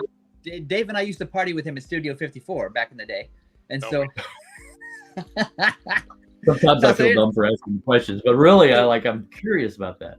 So here's the thing, is that we shared Malibu Comics, and Wes Craven had the same agent. Okay. A woman named Irene somebody who was at International Creative Management, ICM, and Scott was always on the phone. I think Dave can attest this. Scott was always on the phone. And he was always trying to work a deal, always trying to work an angle, always trying to get a project going, always trying to get something. And he would have regular conversations with Irene about, what can we do to have some of these things made into movies that we're doing. And then when the Ultraverse started germinating as a real idea, somebody in the office said, well, we really need like a great villain in the Ultraverse because everybody remembers Ra's al Ghul from Batman. Everybody remembers Dr. Doom from Marvel. Everybody remembers Thanos. Everybody remembers all these guys. And your heroes are only as good as your villain is great. And so Scott was going down. Scott asked Irene for the roster of, people that she represented and who might be interested in coming aboard the Ultraverse. And one of the names was Wes Craven. And then somebody, I'm certain it wasn't me. It could have been Scott. It could have been Chris. It could have even been Dave who saw the name Wes Craven and thought, well, that guy has a reputation of creating villains. Everybody remembers Freddy Krueger, and so we're not going to get John Carpenter. We're not going to get those. But what about Wes Craven? So we called up, when I say we, it's not me, it's Scott. Scott called up Scott called up Wes Craven. Not me either. Right. But the collective we all agreed to go after Wes Craven. Scott made the arrangements to call Wes Craven. Wes Craven was totally on board. He loved the idea of being a part of it. He sent us some quotes to use for a press release to announce his coming in. I think I've got the quotes somewhere on file. And I booked his flight to go to Arizona and join the group, and he was on board. And then like 3 days before everybody was supposed to meet, his assistant called up and said, Mr. Craven has to bow out. His movie just got greenlit. He's got to go. Yep. And so it's sort of the lost piece of the Ultraverse. What would the Ultraverse have looked like if Wes Craven had come in and done something? And ideally he probably was not going to write a book. The best case scenario would be he would sort of be in a meeting, throw out a bunch of ideas, and then we would go back and forth and sort of repitch his concept to him as a comic book or whatever.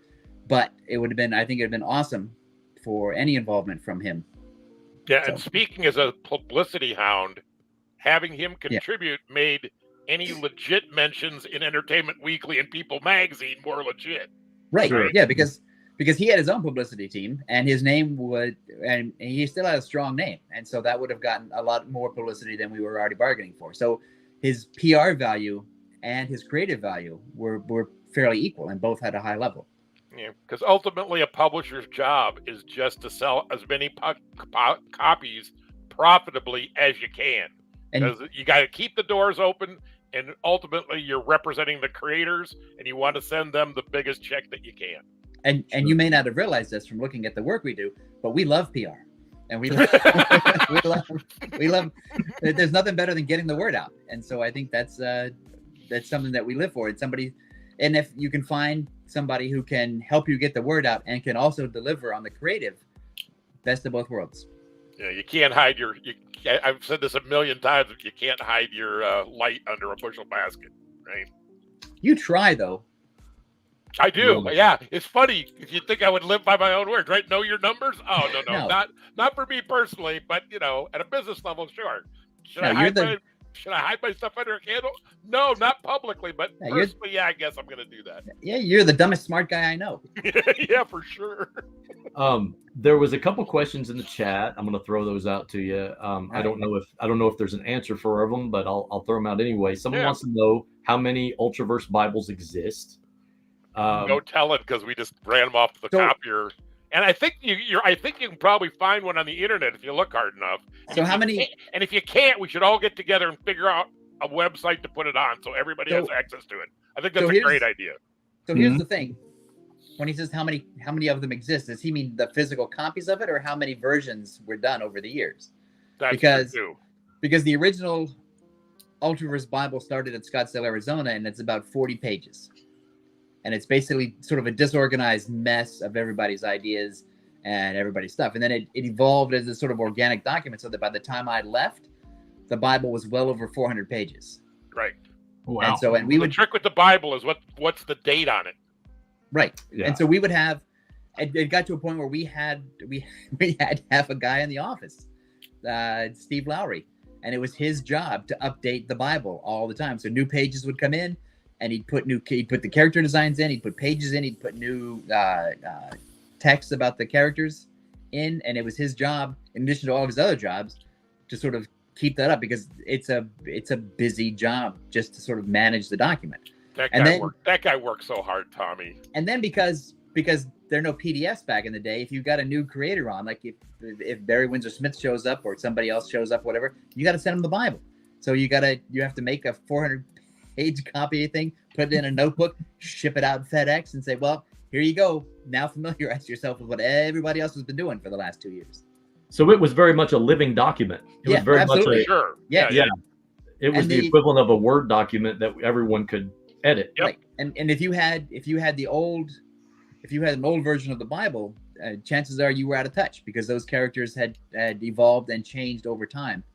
And one of the things that we tried to do in the Bible is, certainly in the earlier versions, when you see the character name, you will see the genesis of the creators who worked on it or created it. So there'd be like 2 or 3 different creators' names associated with certain characters, because everybody was sort of pitching in and contributing, but it was also clear that if you were contributing a significant amount to a character, you had to get your piece of that character. Yeah, I found the section on the God Wheel fascinating. I had nothing to do with that. Either. That's all editorial. Yeah, it was interesting. Another question that someone asked, it says, was it in the back of your mind what Atlas had done in the 70s to rival Marvel and DC at the time as far as who was brought along and part of the creative team? No. Atlas never crossed our minds, actually. So we did. We had so many other people we had to compete with, and there were so many other good examples. What Dean did at Eclipse, what those guys did at First Comics, to a lesser degree, what Comico did. All those people we had to compete with all of those people and all of those companies, and a lot of them did very, very well. And and almost all of them were there before we were, so we were always swimming upstream. And we were also competing with Image, which we had helped create. Right. So So it was really just like stepping into the ring, and just getting ready to sort of box your way out. And so we weren't really looking to the past, except. I mean, we had this discussion in the office a lot of looking at the past comic book companies that had come and gone, and mostly trying to figure out why they failed. And so why did Tower Comics fail? Why did Atlas Seaboard fail? Why did why did First eventually fail? Why did Eclipse eventually fail? And try to figure out why they did and what mistakes they made, so that when those same opportunities came up with us, we could just say, oh no, that's what killed Eclipse. Oh no, that's what killed Comico. Oh no, that's what killed First. So that was. We tried to use those examples as a way to avoid disaster if we could. What's your corporate philosophy, Mr. Mason? Don't step in that cow pie, Mr. Olbrich. Right. Yeah, because there are many wounds that can be inflicted upon you by the market or by the audience or whatever, but there are also many self-inflicted wounds that you can do to yourself. And if you can avoid the self-inflicted wounds, you're better prepared for the longer haul. That's right. Anytime I talk to you guys, there's always a lot of energy. I feel a lot of energy. Was it like that in the office, in the Malibu office back in the day? It was this, but turned up to like 10. I mean, or 11 or 12. I mean, it was ferocious in our office, and because we had not just the two of us, but Chris, we had Dan Danko, we had Roland, we had Hank Canals, and we had Mark Panicia, who had a super long career. Is he still at Marvel? I think he's still at Marvel, right? He's one of the senior guys now. Right, yeah. So we had this amazing roster of people, and like Scott was pointing out, nobody left. And after Malibu was done, even people who have gone on to other careers, they all come back afterwards and say, that's the best job I ever had. Yeah, because we had... And that's one of the things I'm proudest of, is that I was able to contribute positively to the lives of all those people. Oh, at one point, Tom, how many people do we have? Almost 200?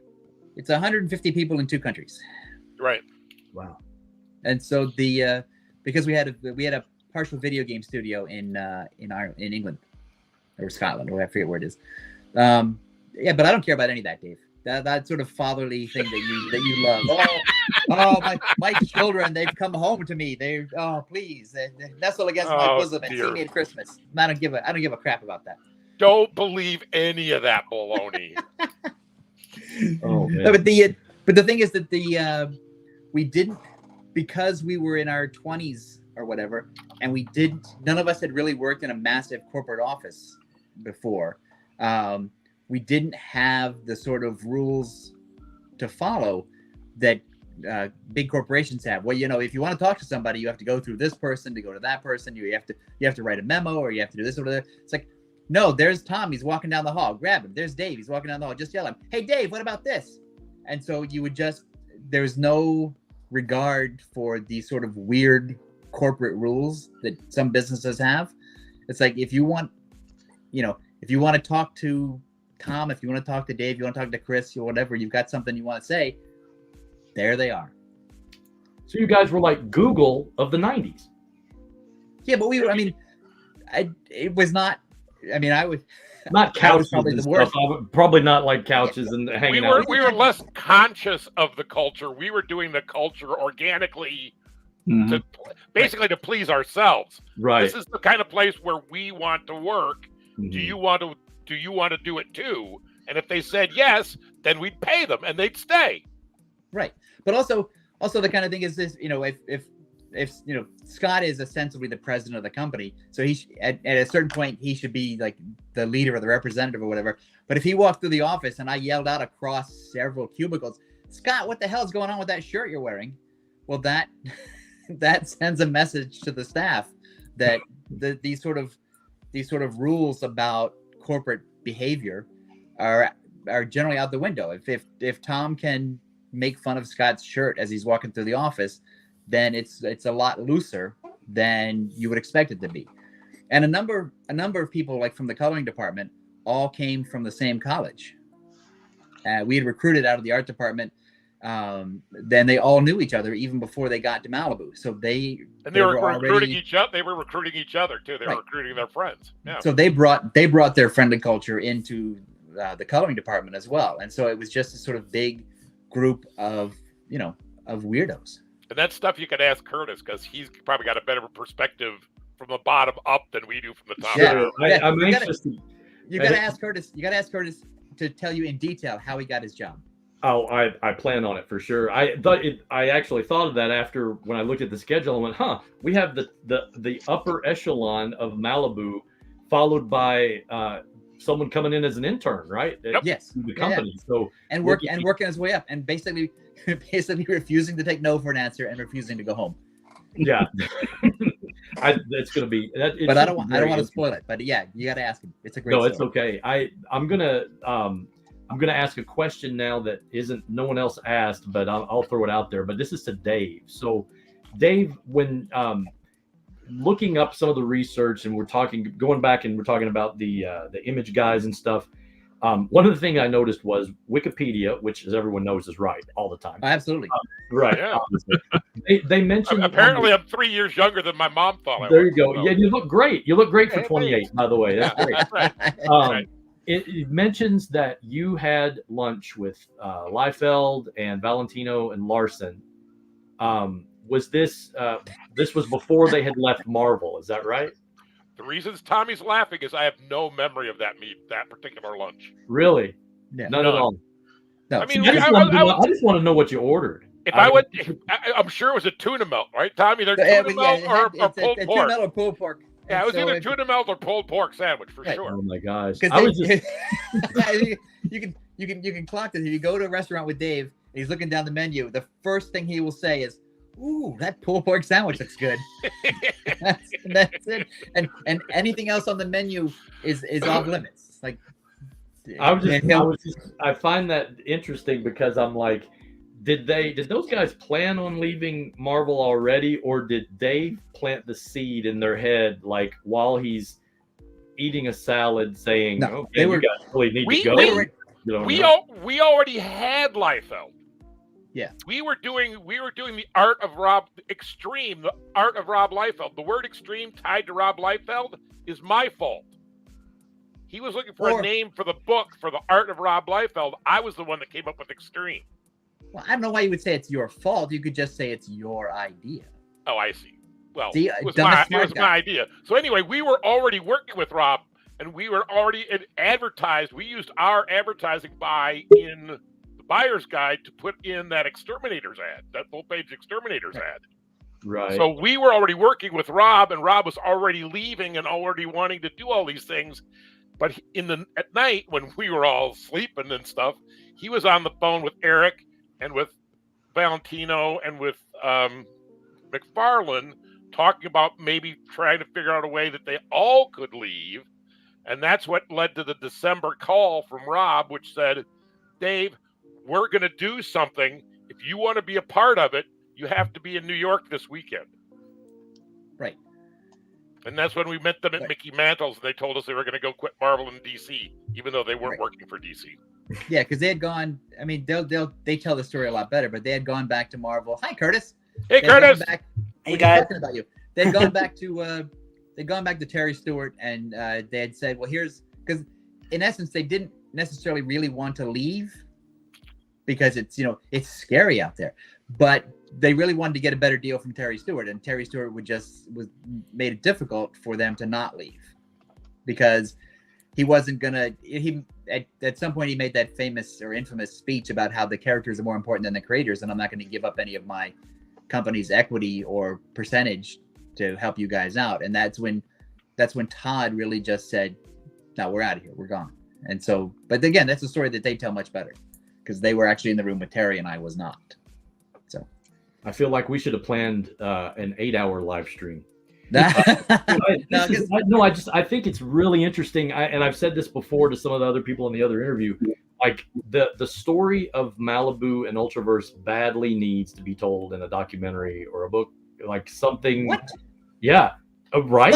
How funny you should say that. Yeah. Oh, tell us what's going on. No, I'm not going to tell you. Not yet. Oh, come on. Oh, come on. All right. Well, we'll save that for the next live stream. That's right. I do have a question for Dave. Yeah. What kind of sauce when you pull pork? I don't care.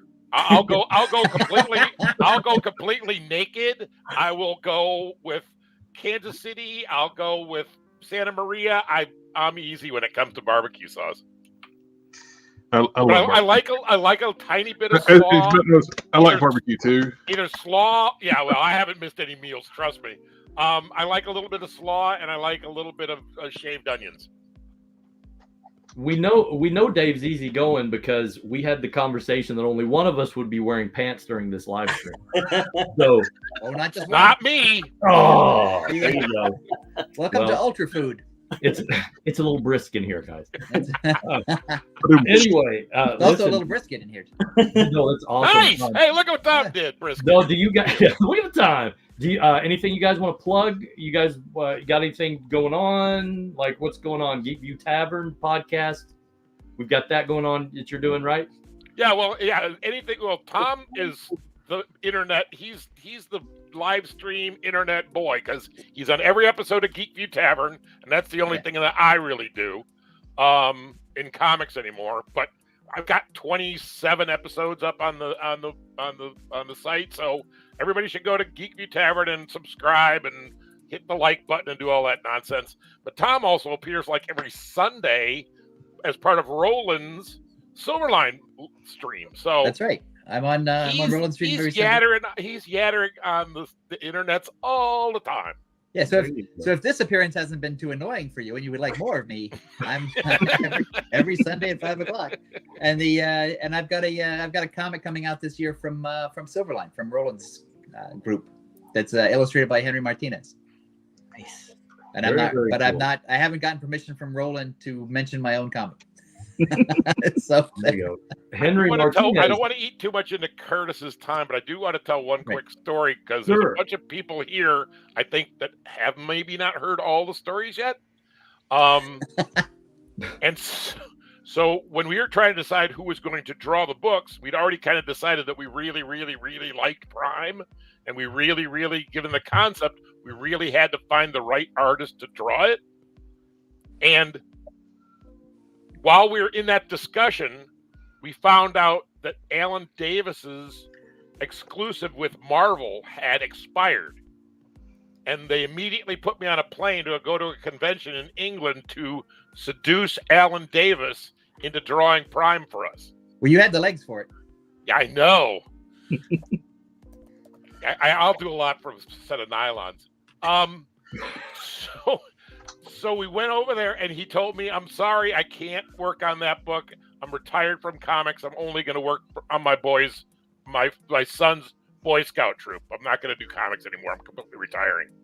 And so that's when we found Norm, and now I can't imagine Norm without, right? I can't imagine Prime without Norm. Like, Norm was absolutely 100% the right choice, but it was almost Alan Davis. So there you go. Norm's artwork is kind of what drew me to like Prime, just the dynamic feel of his art. Absolutely. I just loved every bit of it. That's another thing, because you look at him, because he was doing Batman before that, and you look at his Batman work and you go, well, that's a great, talented guy. But then when you free him from the restraints of DC's corporate comics, suddenly Prime is like, there you go. Suddenly Prime is like, it's like Norm all amped up. And Norm put so much thought into how that was going to work and how he was going to make it work, and those pages have just are just so unbelievably well constructed. There's so much energy in each panel. Yep. Yeah. And he had this weird way of working, and I think if Kurtis had seen his originals, Kurtis can explain it better than I can. But dude, his thumbs, he did these really beautiful loose thumbnails that used to come in the office via fax, you know. And then I think he always wanted to keep the energy of the poses. So he would blow those up and then kind of use that as the template instead of like just redrawing it, if I remember correctly. But those thumbnails were gorgeous, just gorgeous thumbnails. And he wanted to ink his own work. That was part of his problem with DC, is that he couldn't ink his own work. And so the reason he could produce Prime on deadline, penciling and inking, was he didn't do full pencils. He did those beautiful roughs that Kurtis talked about, and then he went straight to inks. So he was inking these incredibly rough layouts. But it's the inking is just so dynamic on that. Yeah, and that's all Norm. Norm did all that. All of his energy comes from the inks. So that way he didn't over tighten the pencils, so he didn't take away the energy. That cover totally sold the book for me. Sold a lot of copies of Prime. And that's not even the best Prime cover that I think there we go. Oh, there you go. It's the most used. It's also in the stand up. Hey, are we cutting into Kurtis's time yet? Because I feel good about it. Fine. I'm fine. No, So hey, go ahead. We should leave and let Kurtis chat, shouldn't we? We should see if Kurtis is willing to throw us under the bus while we're still on the No. Kurtis should have the freedom. He should have the freedom to complain once we're gone. That's true. I promise not to watch, Kurtis. You feel free to drive right over me if you need to. Kurtis, they said that this was going to be a real rags to riches story. Tell these boys the truth. Because here's the thing: if you had and again, Kurtis will clear up all misconceptions that I'm about to lay out. But Kurtis started as like a kid at the Malibu offices, and he's making his own comics now, and so that is. I can't necessarily take the credit or blame for that because Kurtis already loved. Oh, there it is. Started. Look. But Stephen Boyd's got it. That's right. Gifted from Kurtis himself. Yeah. I'm gonna go watch the Wild Wild West this morning. Gentlemen, you can say goodbye to me, and then Kurtis can take over. Tom, Dave, you guys are awesome as always. Pleasure talking with you. Thanks for joining us on the live stream today. Thank you so much. You should do this again. We definitely will for sure. It's been a lot of fun. I have nothing to do, and I have tons of stories. Well, and if you like, we can make a recording available to you too if you want to. I would love that. I would love a recording because of it. When I finish my Ultraverse history book, I will be quoting from this. Nice. Man, that's why are you shaking your head, Dave? Unbelievable. Why are you shaking your head, Dave? I'm not going to talk about it. Oh, wait, I'm going to talk about it. You're such a tease. I'm teasing it. Well, I did. They should have sent me to get Alan Davis. They should have. But no. Listen, we should send Dave. Dave knows how to get Alan Davis. You'd look better in the stockings than I did, for sure. Oh, don't I know it? Oh man, we should. Do you want to play the next bumper, Stephen, or are you saving that for the next one to move us? I'll go ahead and hit that next bumper. Yeah, do you have that one queued up? All right, go ahead and play that. See you, boys. My name's Ross Ritchie, and I'm the founder and chairman of Boom Studios. And back in the 1990s, I worked for Malibu Comics as a marketing manager on the Ultraverse, and you're watching the ULTRACON live stream. Ooh, how cool is that? That's pretty awesome, right? We are joined now by a gentleman who needs no introduction. I'm going to give him one anyway. It's probably going to be terrible. Kurtis Fujita. Am I pronouncing your last name right? Yeah, awesome. Thanks for coming on with us. Thanks for having me. We're really appreciative. This is Stephen, my co-host. Stephen is the gentleman who makes those awesome custom Ultraverse action figures in our group. They look great. I've been watching them and they look amazing. So great. Oh, thank you so much. I got choice on the next song. Nice. I got a recipe down. I just need to start working on start prepping it up and get painted. That looks great. Very cool. So Kurtis, as Dave and Tom were mentioning, is publishing his own comic now. We'll talk about that in a little bit. But we're gonna go back now and look at we've talked to the kind of the high guys at when I say I don't mean high guys, the upper echelon of the officers and the creators of the company. Now we're going to get down to the I hesitate to say the little guy, but the guy who came in from the bottom and worked his way up. And I was hoping you will tell us a little bit about how you became an intern at the company. Sure. And your journey, and we'll kind of go from there, Kurtis. Sure. Yeah. So my name's Kurtis Fujita. I at Malibu, I was a color designer and then also the editorial assistant to Roland Mann. But I started out as an intern, and all this was during my high school years. So I went from Yeah. So it was really, really fortunate. So I really got a nice exposure to the industry and really had a great time at Malibu. I was just reading the books in the high school. And you got to work on them. I know it was like a fan's dream, you know. So you were in high school when you started. Yeah. All my entire time I was in high school, and they were nothing but the best people. And towards the end, I mean, I was coloring, some of the Ultraverse books, and I was going to conventions in Chicago with the guys and stuff like that. So it was a blast. I mean, like Dave said, best job ever. Really.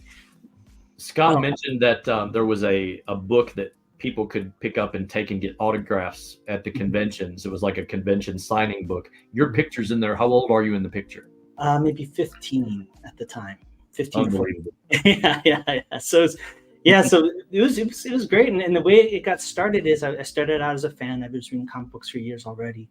And my dad, my dad and mom are divorced, but I'm originally from Hawaii. So I was living in California with my mom. My dad was coming out to visit me, and it was my birthday.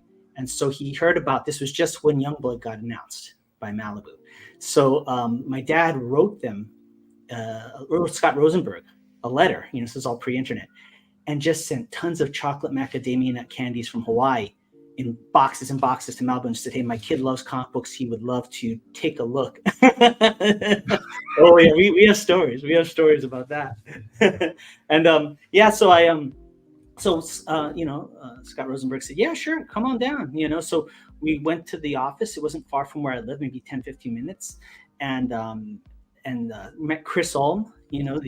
Chris Ulm was there, and Chris Ulm took us on a tour. Yeah.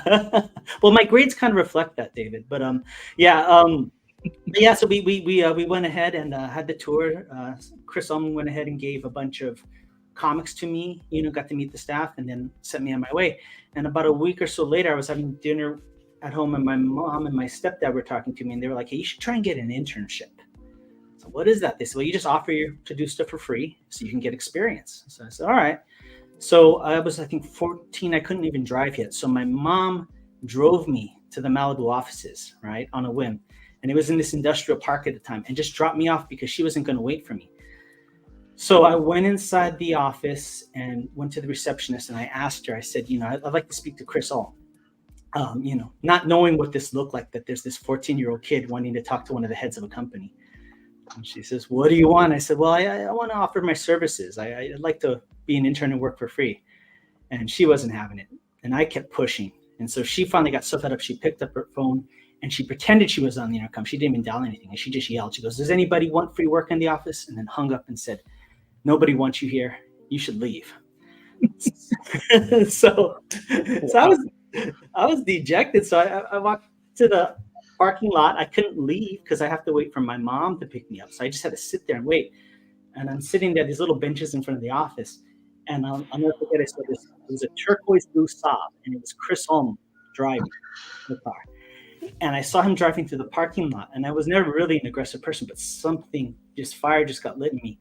And I stood up and I chased his car through the parking lot on foot to his parking space. And he opened the door and looked a little startled, and he said, "Can I help you?" And I just rattled off in one sentence. I said, "I'm Kurtis Fujita. I met you last week. You gave me a tour." I said, "I really want to work in comic books. I'll do anything. I'll clean toilets, whatever. I'll do it for free. Just let me work in comic books." And he says, "Yeah, you're hired." So he walked me in immediately into the office, past the receptionist who was staring daggers at me, and said, "This is Kurtis, our new intern. He starts work next week." And then walked me into the office, introduced me to the staff, and I was off to the races. So that's how it started. So the rule of thumb here is if anybody wants to become an intern at a company, 1, bypass the receptionist. Exactly. 2, agree to do it for free, and 3, say I'll clean the toilet. Exactly. And chocolate macadamia nuts. A chocolate macadamia that doesn't hurt either. And right. To their credit, I mean, I was only an intern for maybe like a month or so before they actually bumped me up to editorial assistant, and Roland Mann came in and I started working under him. And so they really invested in me, I would say. They really made good on everything. So it was great experience. You were, so at a young age, the fact that you wanted to get into, or your mom suggested that you become an intern and stuff, you were a fan of comics then, correct? Yeah. And what were you reading as a kid? I'm just genuinely curious. Sure. I mean, like definitely X-Men, Punisher, Wolverine, a lot of the Marvel stuff, Batman, was a big fan of the Image guys, and so that whole paradigm shift when Image started was like crazy, Sure. So that was what was really exciting. But yeah, definitely. I think I would say probably the most prominent when I first came in reading was Paul Smith and Chris Claremont's run on X-Men. That was like the first. Oh man, I got into, which was good stuff. Oh, good book to cut your teeth on, right? That's awesome. Yeah. And so you get in. Chris Ulm gives you the internship, and you start working for them, and they start giving you stuff to do. And you said you worked in coloring. You were colorist. Yeah, so that was towards the tail end. During the bulk of the time, I was the editorial assistant for Roland Mann. So Roland, writer, but also editor at Malibu, and so I was his assistant. So I would be basically have my hands in everything, from making copies of the artwork. Roland would have me doing balloon guides, like helping decide where the word balloons go. Sometimes making phone calls to some of the artists, getting their invoices ready, shipping things. But it was great because being in that position, it was like an apprenticeship. Really learned the craft of comic book making because there were so many. I basically be running from department to department, interacting with everybody.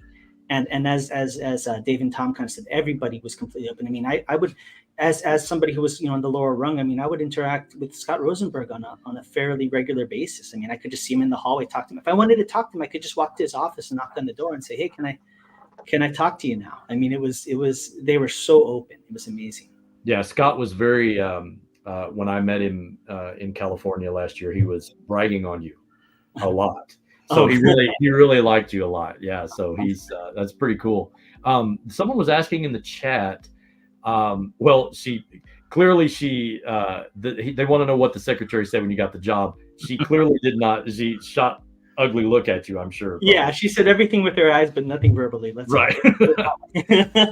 And then another guy in the chat is asking, Kurtis, since you started in editorial, were you drawn to that? Did you want to concentrate on writing or art?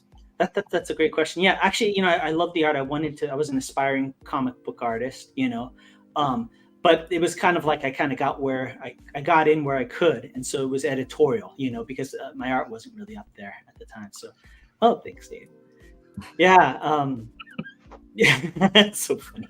Yeah. No, it was so it was editorial. I mean, I really aspired to be in the art thing. And towards the end, I was able to parlay that interest into doing the coloring. And I was doing what was called color designs, which they don't do anymore, which is you would have one person manually color with pens on black and white Xeroxes of the artwork and determine the overall coloring look. And then that was handed to teams of people on Photoshop who would take that as a blueprint and kind of execute that kind of thing.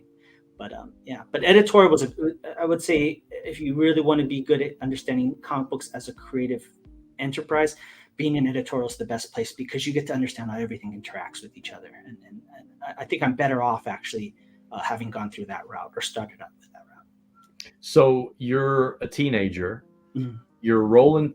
You're walking the halls of school, maybe whatever. Are you like, yeah, I work for a comic company? I mean, because I like to think I'm humble, but man, I would tell everybody because I was such a comic book geek.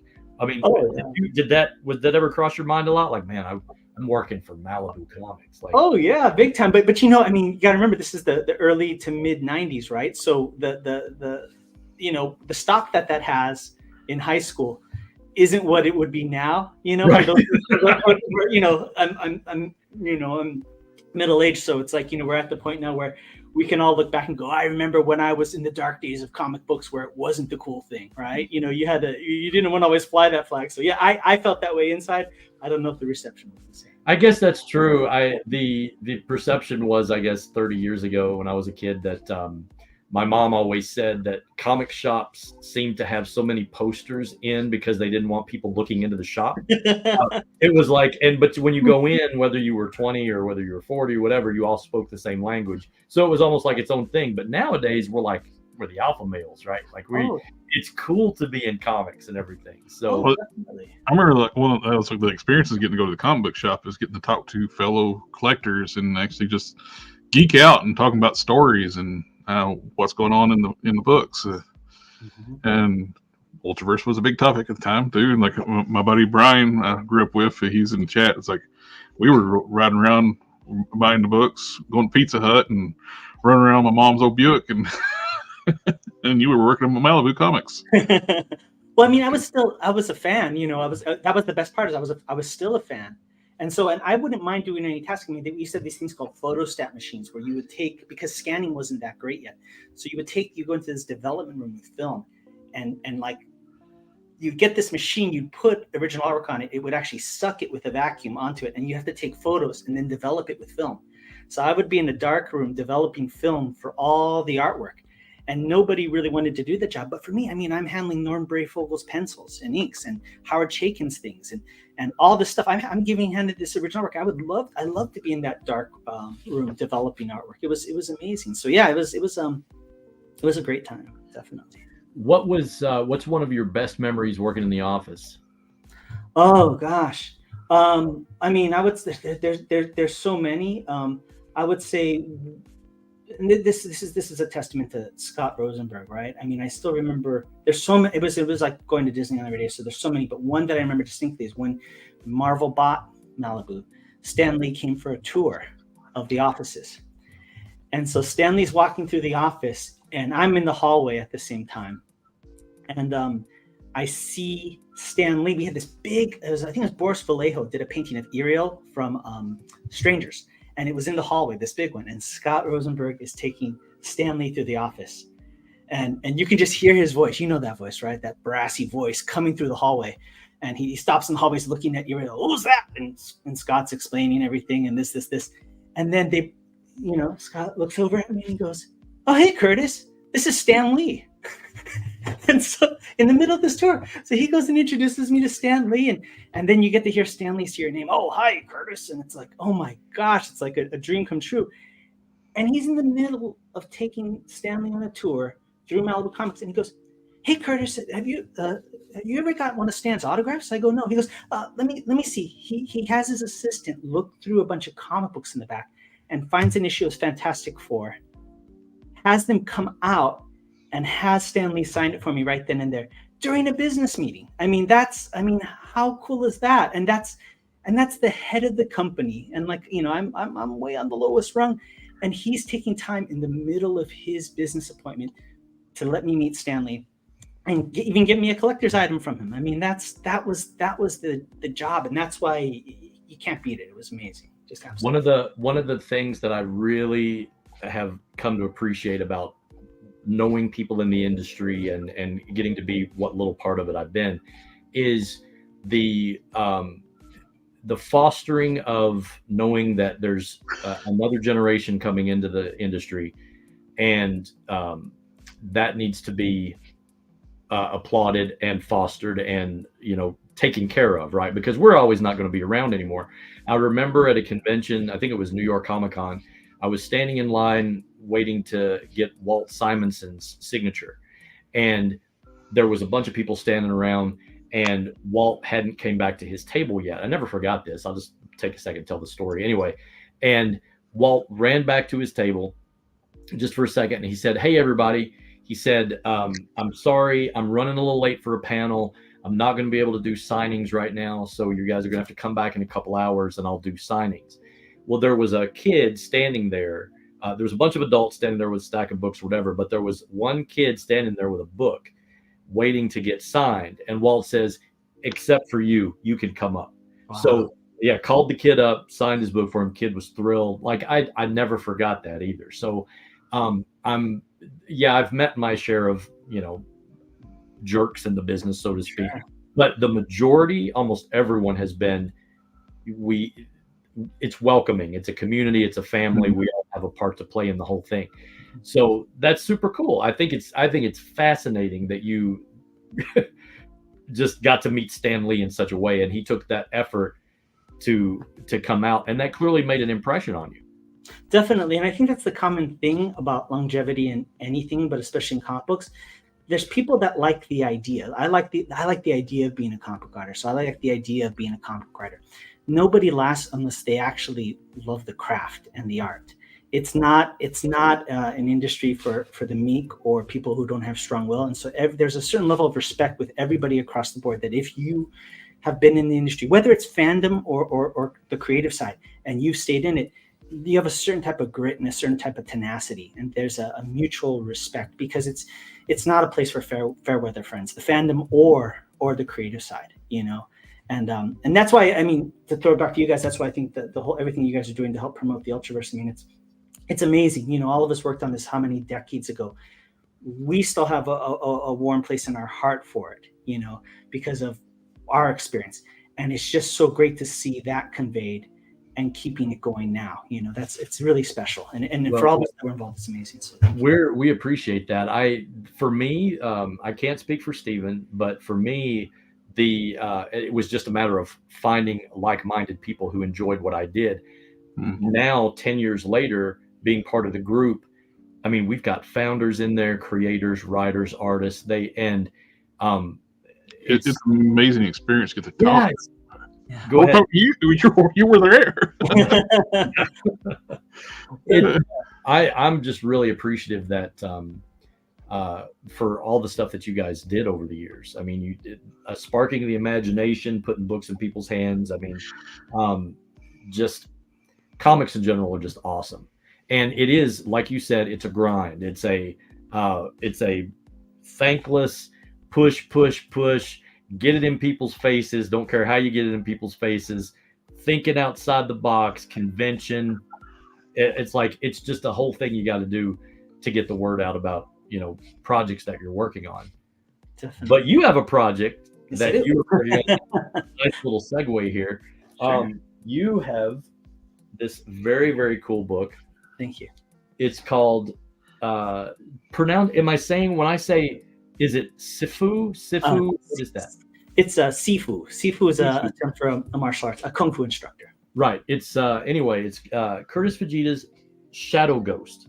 I'm gonna give you a full screen layout so you can show the book. Oh, thank you. Yes. There it is. Very good. Tell us about the book.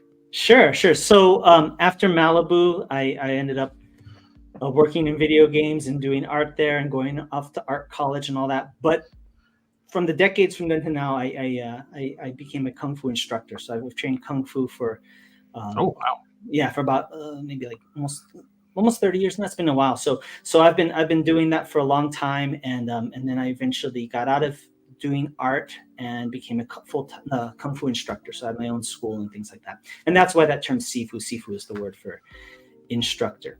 And so at some point, I really wanted to kind of combine my passion for the kung fu martial art and comic books. And so I went ahead. Oh, thanks, David. And I put the two together, and so that's what Shadow Ghost is. Really, what it boils down to is kung fu as a martial art is kind of obscure nowadays in terms of popularity and things like that. And I care so much for it, and I wanted other people to experience what I experienced in it. The lessons, the philosophy, and all the excitement and all that. And so I had the whole skill set of art and everything that I learned at Malibu.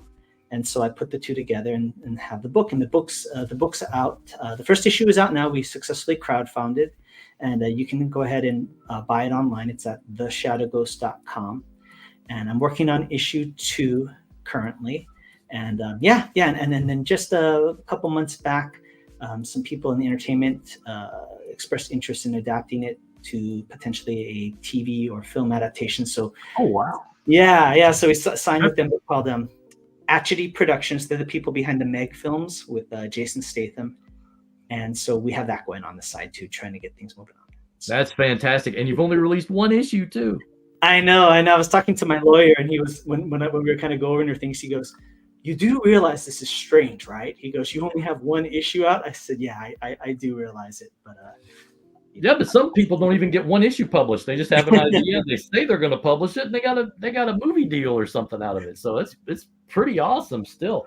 What I like about it, thank you, is that it's a comic book clearly, but it's like also an instructional guide kind of. It's you're teaching a philosophy and a style in the book too. You've found a way to translate what you love, your one passion, into a 4-color comic. And it's pretty sweet. Thank you. Yeah, and name withheld, that's which style. The predominant style is Honga, Honga-kyun or Hongar Kung Fu. So if you've seen a lot of Kung Fu movies, like there's a series called Drunken Master with Jackie Chan, and another one called Once Upon a Time in China. That's based on a real life martial artist, and that's whose style it is. And and the goal is I think this is kind of the cool thing about Kung Fu and martial arts in general, is you kind of thank you, David. You kind of learn. You achieve your ability over time. Comic books, I love that. I loved in comic books how characters have superpowers and things like that. In martial arts, you have superpowers, but they're built up over a long period of time. So when you read the comic book, you're actually learning martial arts along with the character as he builds up and becomes the hero, from the very basics up to the advanced levels.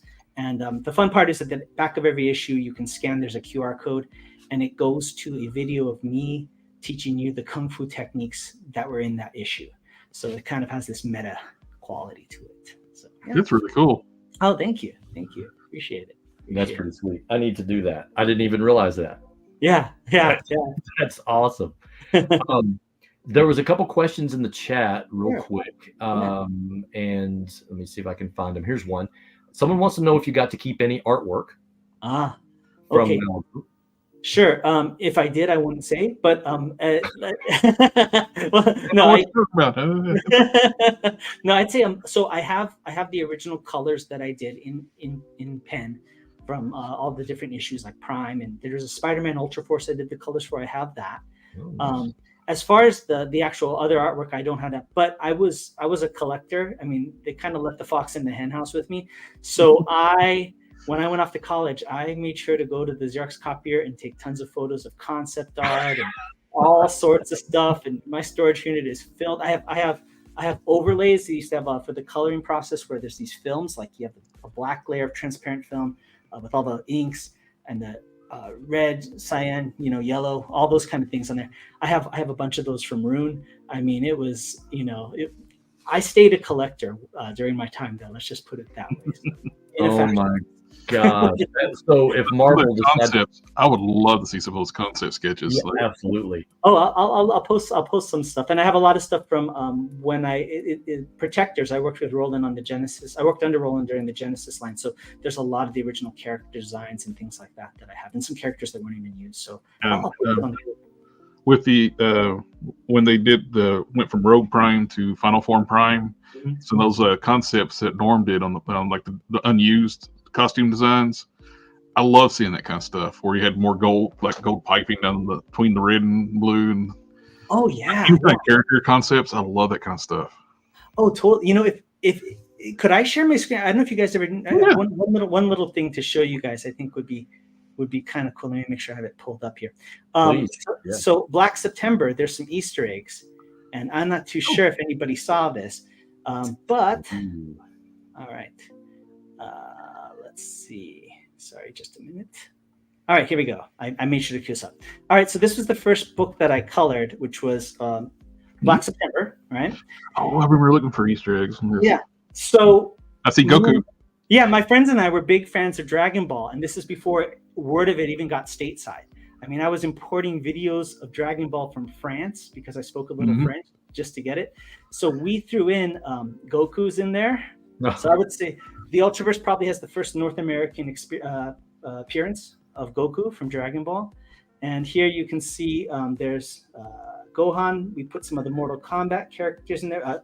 My friend Keith Conroy drew this. So because we're all in the same fandom, I would color things. On the bottom right, you can see Johnny Cage from Mortal Kombat. That's was it Tote from Raiders of the Lost Ark? Yeah, he's there. And in the bottom right corner here, you can see Destro, Boba Fett, and so I just thought I'd see Destro there. Yeah, Gosh. That's so cool. And I shared the link to the stream in the G.I. Joe comic collectors group that I manage also. Oh, nice. I'm definitely going to share that for sure. That's amazing. I had no idea about that. Yeah. And the very last thing, because I'm all excited about this, is the one piece of artwork I wish I had taken a photocopy of because it's lost to time, is when Malibu was about to get sold. It was originally going to be sold to DC Comics. Yeah. And there was, I remember, I think it was Hank Canals or Roland Mann, I can't remember which of the two, gave me a piece of artwork. And I didn't know what was going on, but they said, we want you to, take a photostat of this, which is, scan it, with develop the film. And they said, do not tell anybody in the office what this is. And it was a pinup of Mantra with Batman. And I think it was drawn by maybe Gene Ha, maybe. I can't remember. Or it might have been Mike Oirango. I can't remember. It was very nice, but it's a black and white image. And I was like, under confidentiality, I'd go in there, get it done, hand it back to them, and couldn't say anything to anybody. But it was a beautiful piece of artwork. So that's a lost piece of content that would be amazing if it turns out. Ever since I found out the fact that DC was going to be the ones originally going to buy Malibu, I always think of like a what if. What could have happened, all the really cool stories they could have done. Yeah, definitely. So, but I know, I don't know if the other guest is getting ready. I could go on like anybody else. I could go on forever, but well, no, you're good. We've still got Jeff Johnson's not going to join us for another couple minutes. So, okay, sure. If we can keep you for the next. Yeah, minutes, please. If you don't mind, it's awesome. He's not here yet. So okay, perfect. Yeah, these stories are. This is. To me, it's fascinating to hear these things. I had no idea about those Easter eggs and stuff, though. That's wow. So that means somewhere in my collection, I have the first appearance of Goku. Yes. That's kind of a shakeup in the comic industry, right there. Right? It is. First American appearance of Goku ever published was in Malibu Comics. You heard it here, folks. It's a UltraCon exclusive, shaking things up a little bit.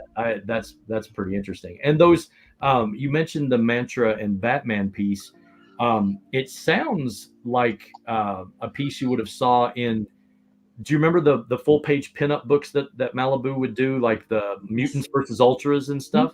Yeah, it's what it sounds like.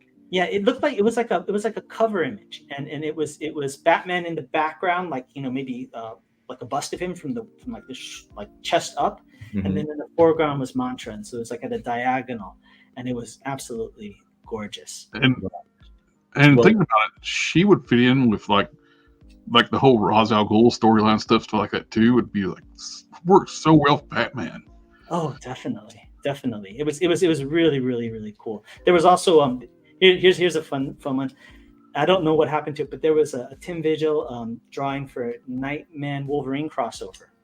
Yep. And I would like maybe the other people on the tour can remember, but so there were two versions. There was one I think with like there was one version of the cover that was Wolverine, and he had beaten up Night.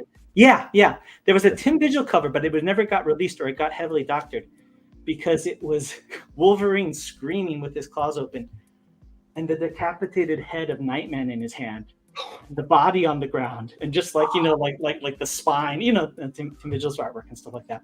And if I remember correctly, one of my friends in editorial, they had faxed that over to Marvel for approval.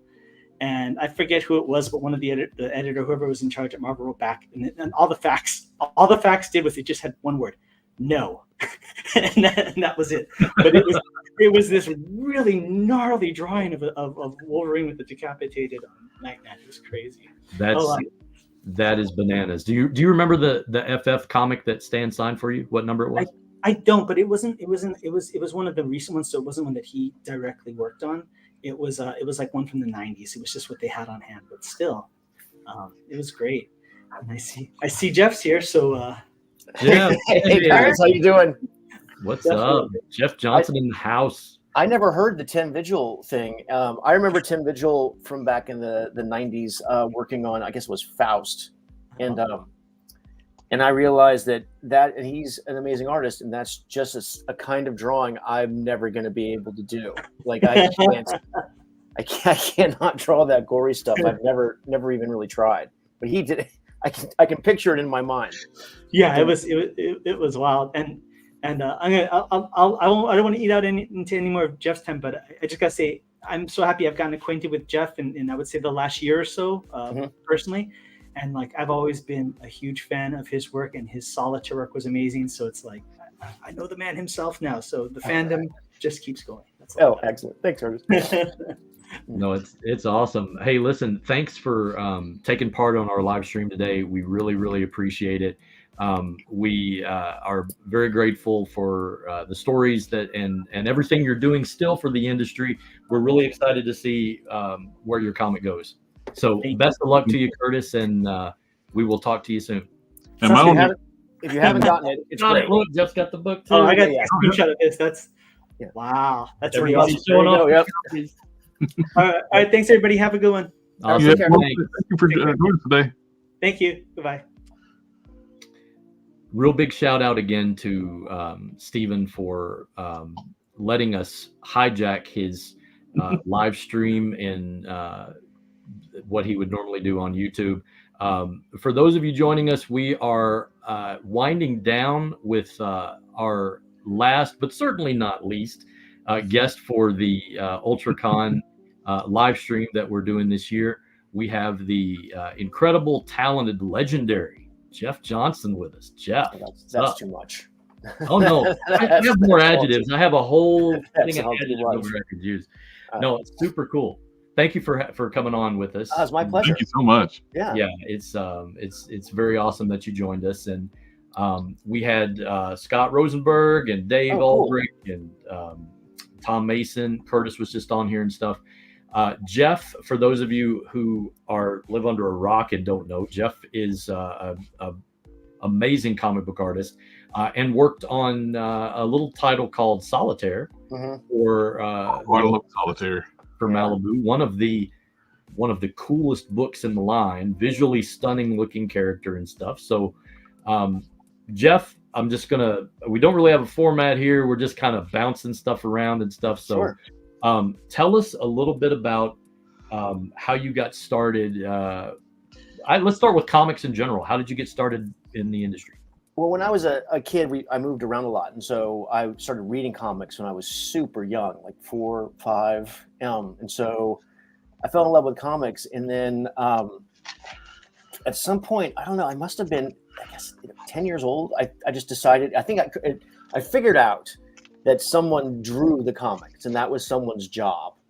And so once I realized that was a job that a person could have, then I wanted that job. That's what I wanted to do. So, excellent. Thanks. There you go. That's a fun cover. That's still one of my all-time favorites. And Barb did such a great job inking it.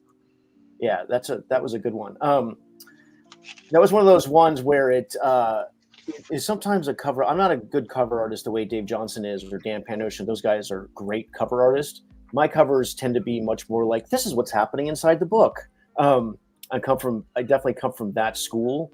But with those covers, I decided to tell a story on its own. I was experimenting and I wanted to have, and I didn't tell anyone I was doing it because I didn't want anyone to tell me, no, I couldn't do that. So I wanted to tell a story of splash pages that came out on the covers. And so by the time we did 22 issues, we would have a whole nother comic that you would have gotten for free, that you could just put the covers together and you would have had like a silent comic. That was the dream. But we only got to, I think, issue 6. So, and then they realized what I was doing. They're like, hey, these seem like they go together.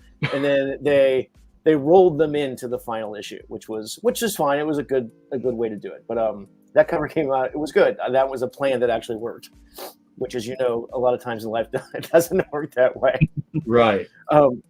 So anyway, I was a kid and I discovered I wanted to do comics. I thought, if this is a job, this is the job I want. And then in high school, a buddy and I did a newspaper strip for our local newspaper, a little action-packed newspaper strip. We got paid, I think it was like $15 for the pencils and inks of the thing.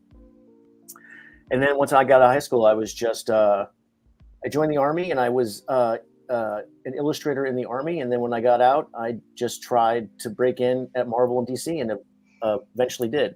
So I mean, it just took persistence, right? You just go to, back in the day, before the internet, you would actually just go to comic book conventions and meet people, and then you would get phone numbers and addresses. It's super analog, and then it took a few years, but I built my skills up and made enough friends that I got hired by Fabian to do Wonder Man, and then after that, it's just been kind of that's just what I do, is draw comics and animation. So, well, thank you for your service to the country for sure. And I mean, I was in the 80s and I was an illustrator, so it was incredibly easy. I was in an air-conditioned office making propaganda. Right. Not. That was my service was it was a cakewalk. It's still something. Anyway, and so you were literally one of those guys that we would see at conventions, going like would have their portfolio with them or their stack of stuff and say, "Hey, here's my samples. Look over it. Tell me what you think." And just having to were you ever discouraged? Did you ever get discouraged doing that at all? I've heard sometimes artists will get discouraged by what they are. I'm not going to say who, but a professional told me not to quit my day job early on, which I'm going to give him the benefit of the doubt. I found that very motivating. So maybe he did it on purpose. And then I mean, it's tough to break in. I mean, I don't know what it's like to break in now. I'm assuming it's complicated and requires a ton of determination and focus. But back then, there wasn't really a system. You know, you just went around, like you just hoped for the best. I did do a bunch of work early on that I never got paid for, which is a very typical thing for 18, 20-year-old guys trying to break into comics to do. It's like you get a script, you practice, you hope you're going to get paid. You don't, but you got some experience. And then, but for me, it wasn't really ever that discouraging because I didn't know that's the only thing I wanted to do. So I just kept going. And then around 23, I broke in. Fabian was one of my patrons for sure, because he would send me scripts and then I would send him the stuff that I had done, and he would see where I had improved and let me know stuff that I needed to work on. And so he was instrumental in me learning the craft of not only doing the work, but taking notes and learning how to make adjustments. And eventually when he thought I was good enough, he gave me work. So, my story is actually pretty easy when it comes to like how I got in. I met the right person and they gave me an avenue. So, and I don't remember who my editor on Solitaire was. I can't remember which of them it was. I could look for you. Oh, I don't have a book here. Crack open that book you've got there, Stephen. I'm working on it. And that's so getting in it was discouraging in that I think finding any path in a career can be discouraging, but I don't think comics was harder than being an actor or music or anything. In fact, it might have even been a little bit easier because back then there weren't that many of us. It was a very small group of people trying to do comics in the late 80s is when I was trying to break in the early 90s when I finally did. It was still pretty tiny comparatively. Image had not busted out. Marvel had not, maybe it's 20 or 40 books a month. Like there wasn't the massive flooding of the market, and there weren't as many publishers, and there were small publishers, but and back then there was no money in it. So no one really cared, right? Like when I first broke in, my dream was to make $45,000 a year. To me, that would have been huge. And that was very easy to do back then if you were just consistently a comic book artist. Sure. But they're really I got in right as royalties started happening. I mean, I got in for a lot of great stuff, right? Like I got in when pages were being returned. I got in when royalties were a part of the system. I got in like back in the day. I don't know if you remember, I would go to lots of shows, but I would go for free and I never really sold anything. And I only went to shows just because I liked going to shows. Like there was no sketching, wasn't huge. In fact, I gave a lot of sketches for free back in the day. No one charged for signatures.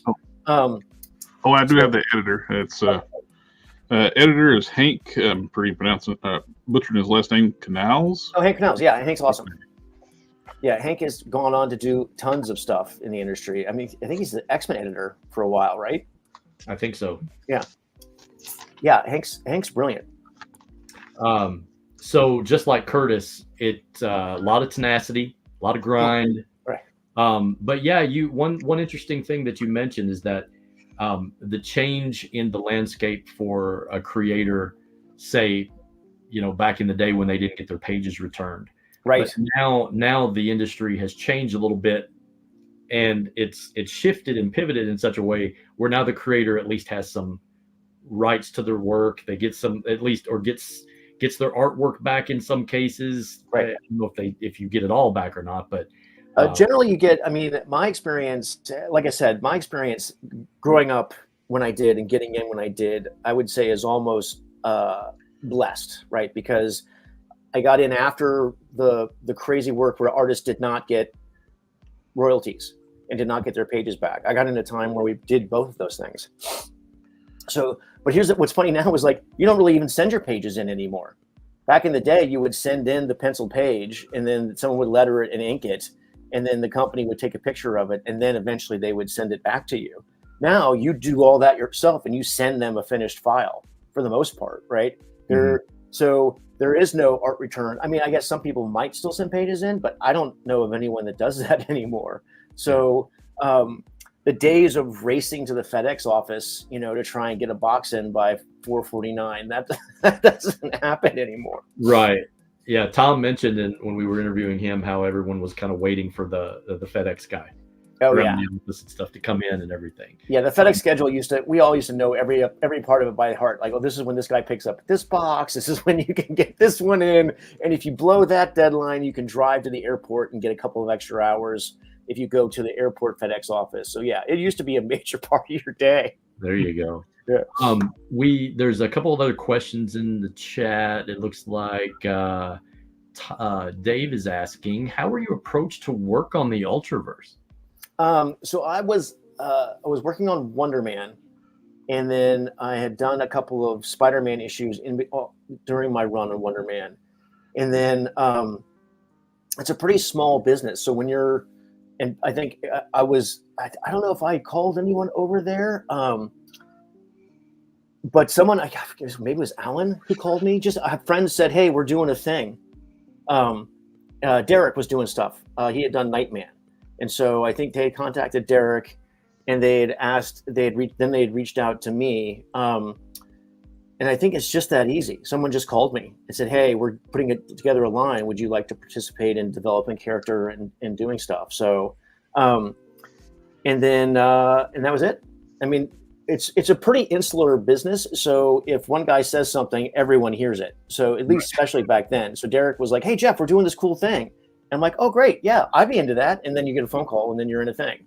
It's just that there's really not much more to it. Right? It's just, it's all connected. Everything's connected, right? Yeah, that's pretty sweet. Yeah. Now, as someone else asked, talking about Wonder Man, they want to know whose idea was it for the Wonder Man mini poster, "You'll Believe a Man Can Lift a Wall"? Oh, I'm sure that was me. Great. I'm almost sure. It was either Fabian or me, but I always wanted, because I always thought those were cool.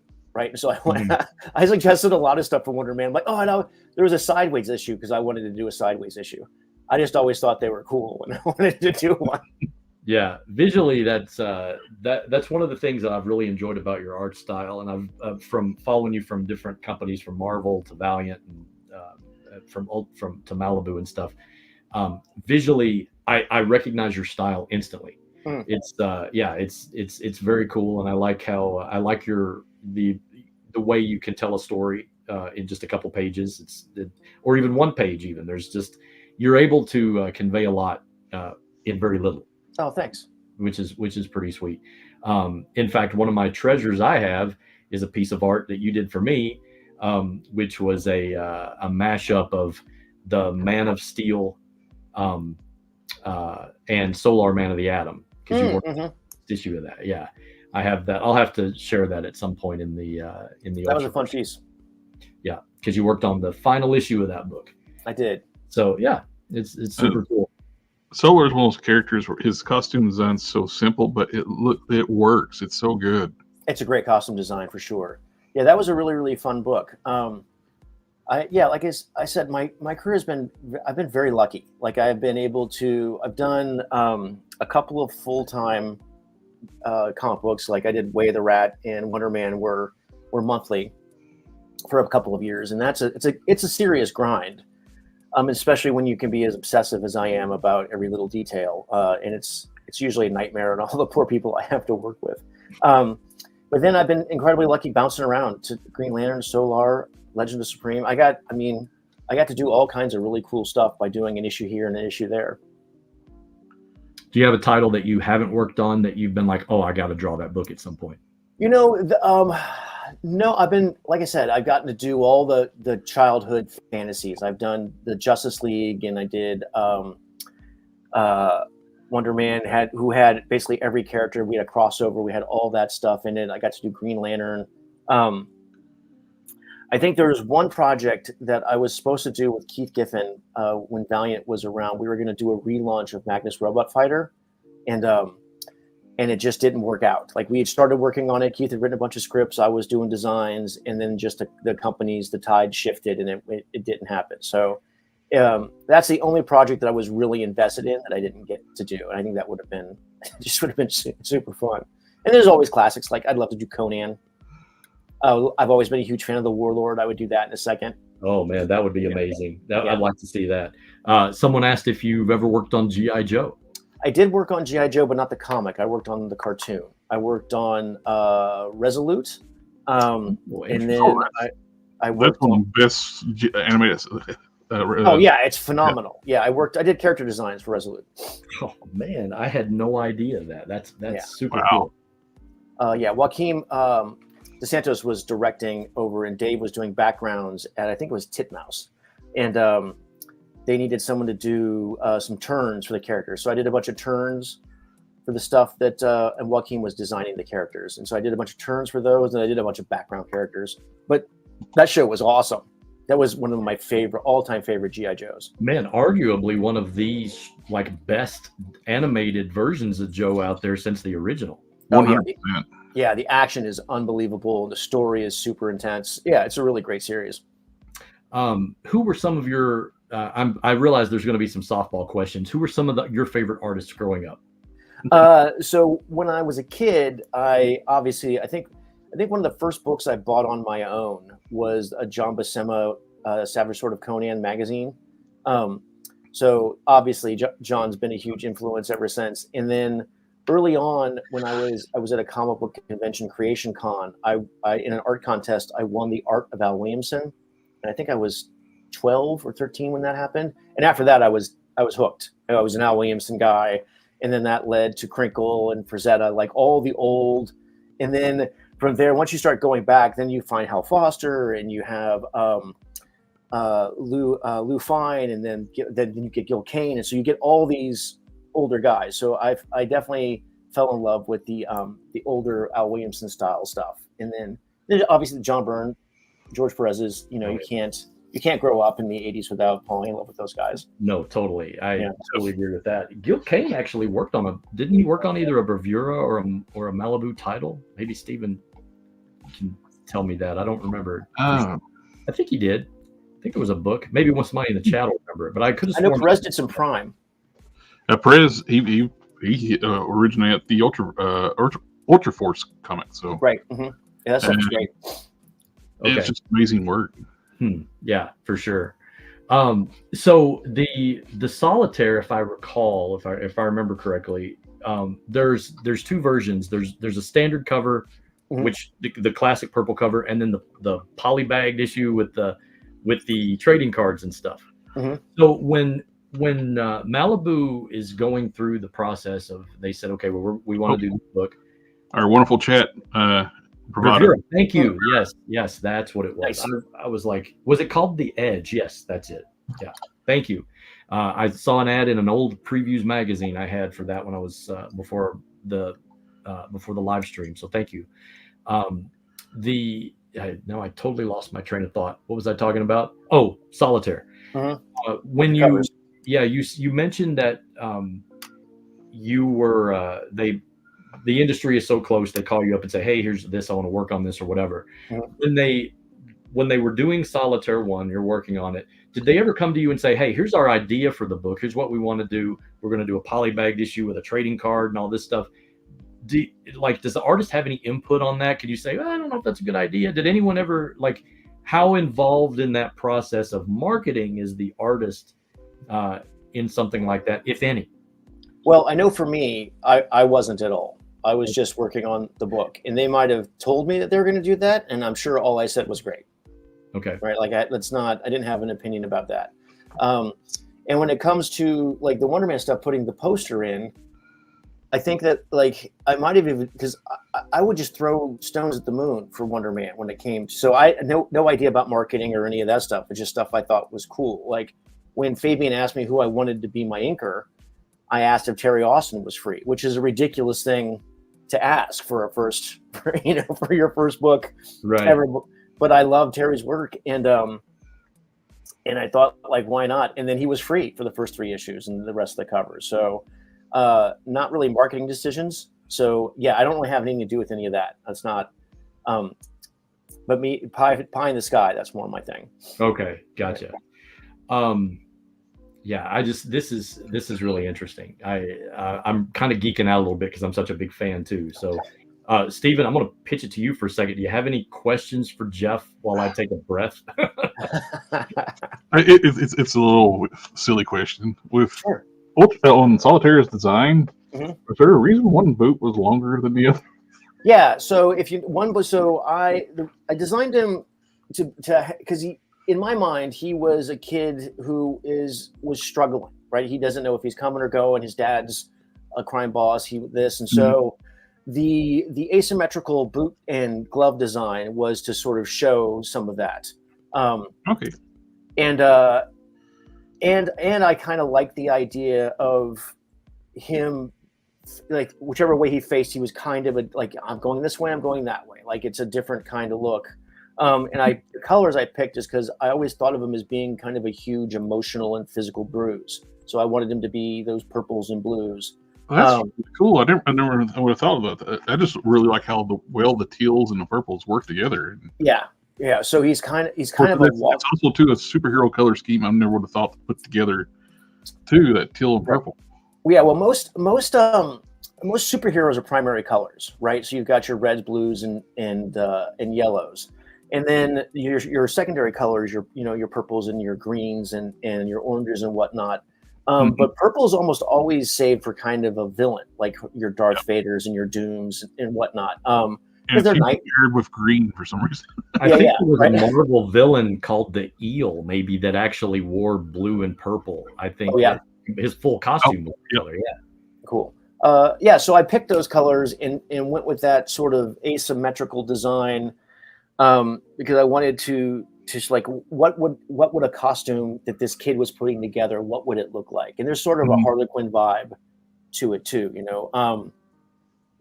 So yeah, that was the thinking that went into it. And the scarf is just it looks cool, but I wanted to have him do scarf fighting. It's made of it was a hardcore Kevlar-y kind of. It wasn't made of just cloth, so it would have been a cool whip and fighting tool. So it would have been cool, but I never got to that. I wish it could have got run longer because I really love the book. Oh, thanks. Yeah, he's an interesting character. I really liked working on him. It was something too, a little new too with the comics when you thought about the nanotech and its bloodstream and. Yeah, it would have been because eventually he would have become more robot than man, which would have been the next kind of emotional question to deal with. Yeah, it's I made the mistake actually. I think early on is I had him get blown up a little too much. He gets pretty shot. He gets pretty shot up in the beginning, and I soon realized that he's probably already 100% nanite by the second issue. Yeah, that's funny. You should have a meter going. Oh, right, exactly. Yeah, the humanity meter. Now I'm a robot. Issue 2, he's just all cyborg, right? Right. That's crazy. Did he have the interesting thing that I liked about Solitaire? His look, he stood out among the other Ultraverse characters, which they all looked unique, but his design really looked cool. Did he undergo a lot of changes? Did you have a design for him that didn't work out, or did you just pop him out of your mind and say, here he is, boom, I'm done? I had a lot of, so it took me a while to actually come up with him. I'm not as good at character design as I like. It's designing a new costume is tricky because it's basically just a skin tight outfit, generally speaking. So there's not a lot of shape to mess around with. Right. So it took me quite a while to figure out where. I think I've been goofing around with a bunch of stuff, and I have designs somewhere in an old sketchbook. I'll have to see if I can't dig them out. It took me a long time to hit on the asymmetrical glove and boot design, and once I had that element, everything else kind of fell into place.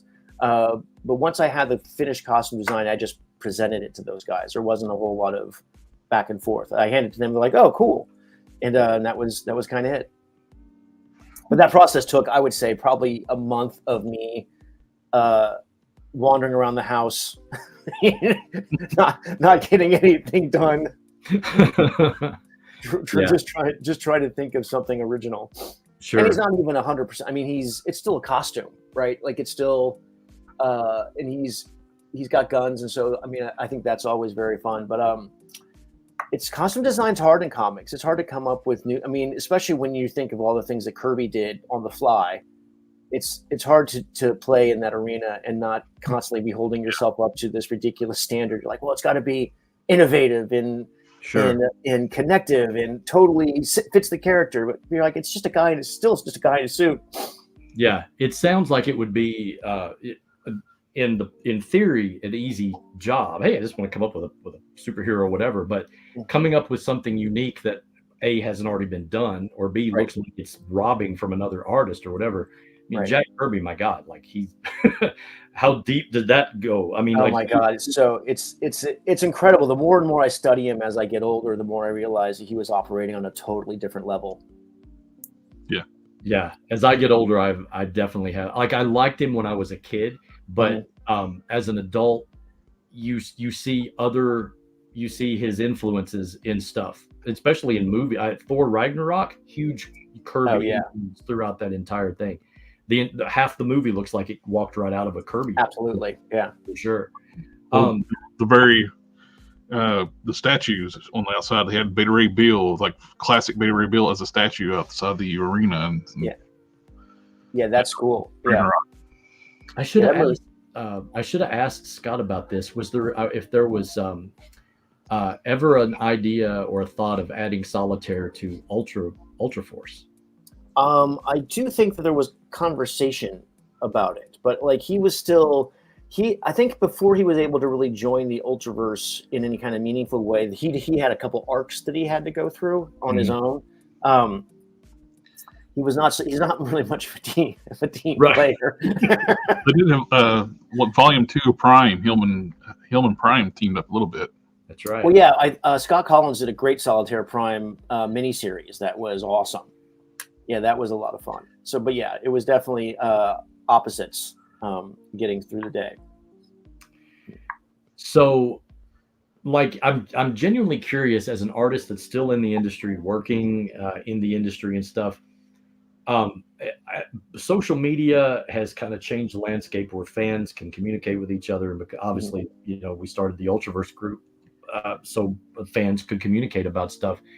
Like, where do you think the industry is gonna look 30 years from now? Looking back at Ultraverse, we're now 30-something years out from Ultraverse being a part of it. Where do you think what's the industry going to look like 30 years from now? I mean, I honestly have I can't even, if I could answer that question. Do you think we're going to go full digital, or do you think we're still going to be publishing comics, or what?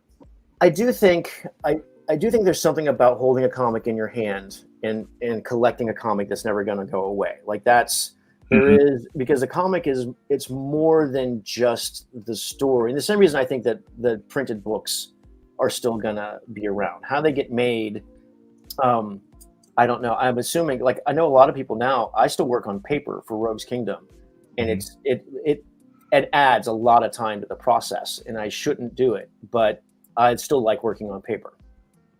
And so I do think that a lot of guys now almost work exclusively digitally, which it's more time efficient, and the work is amazing, and you can add all these layers to your storytelling that you can't do with just a pencil and ink. And so I do think that the storytelling will become more and more sophisticated as more and better tools are being used.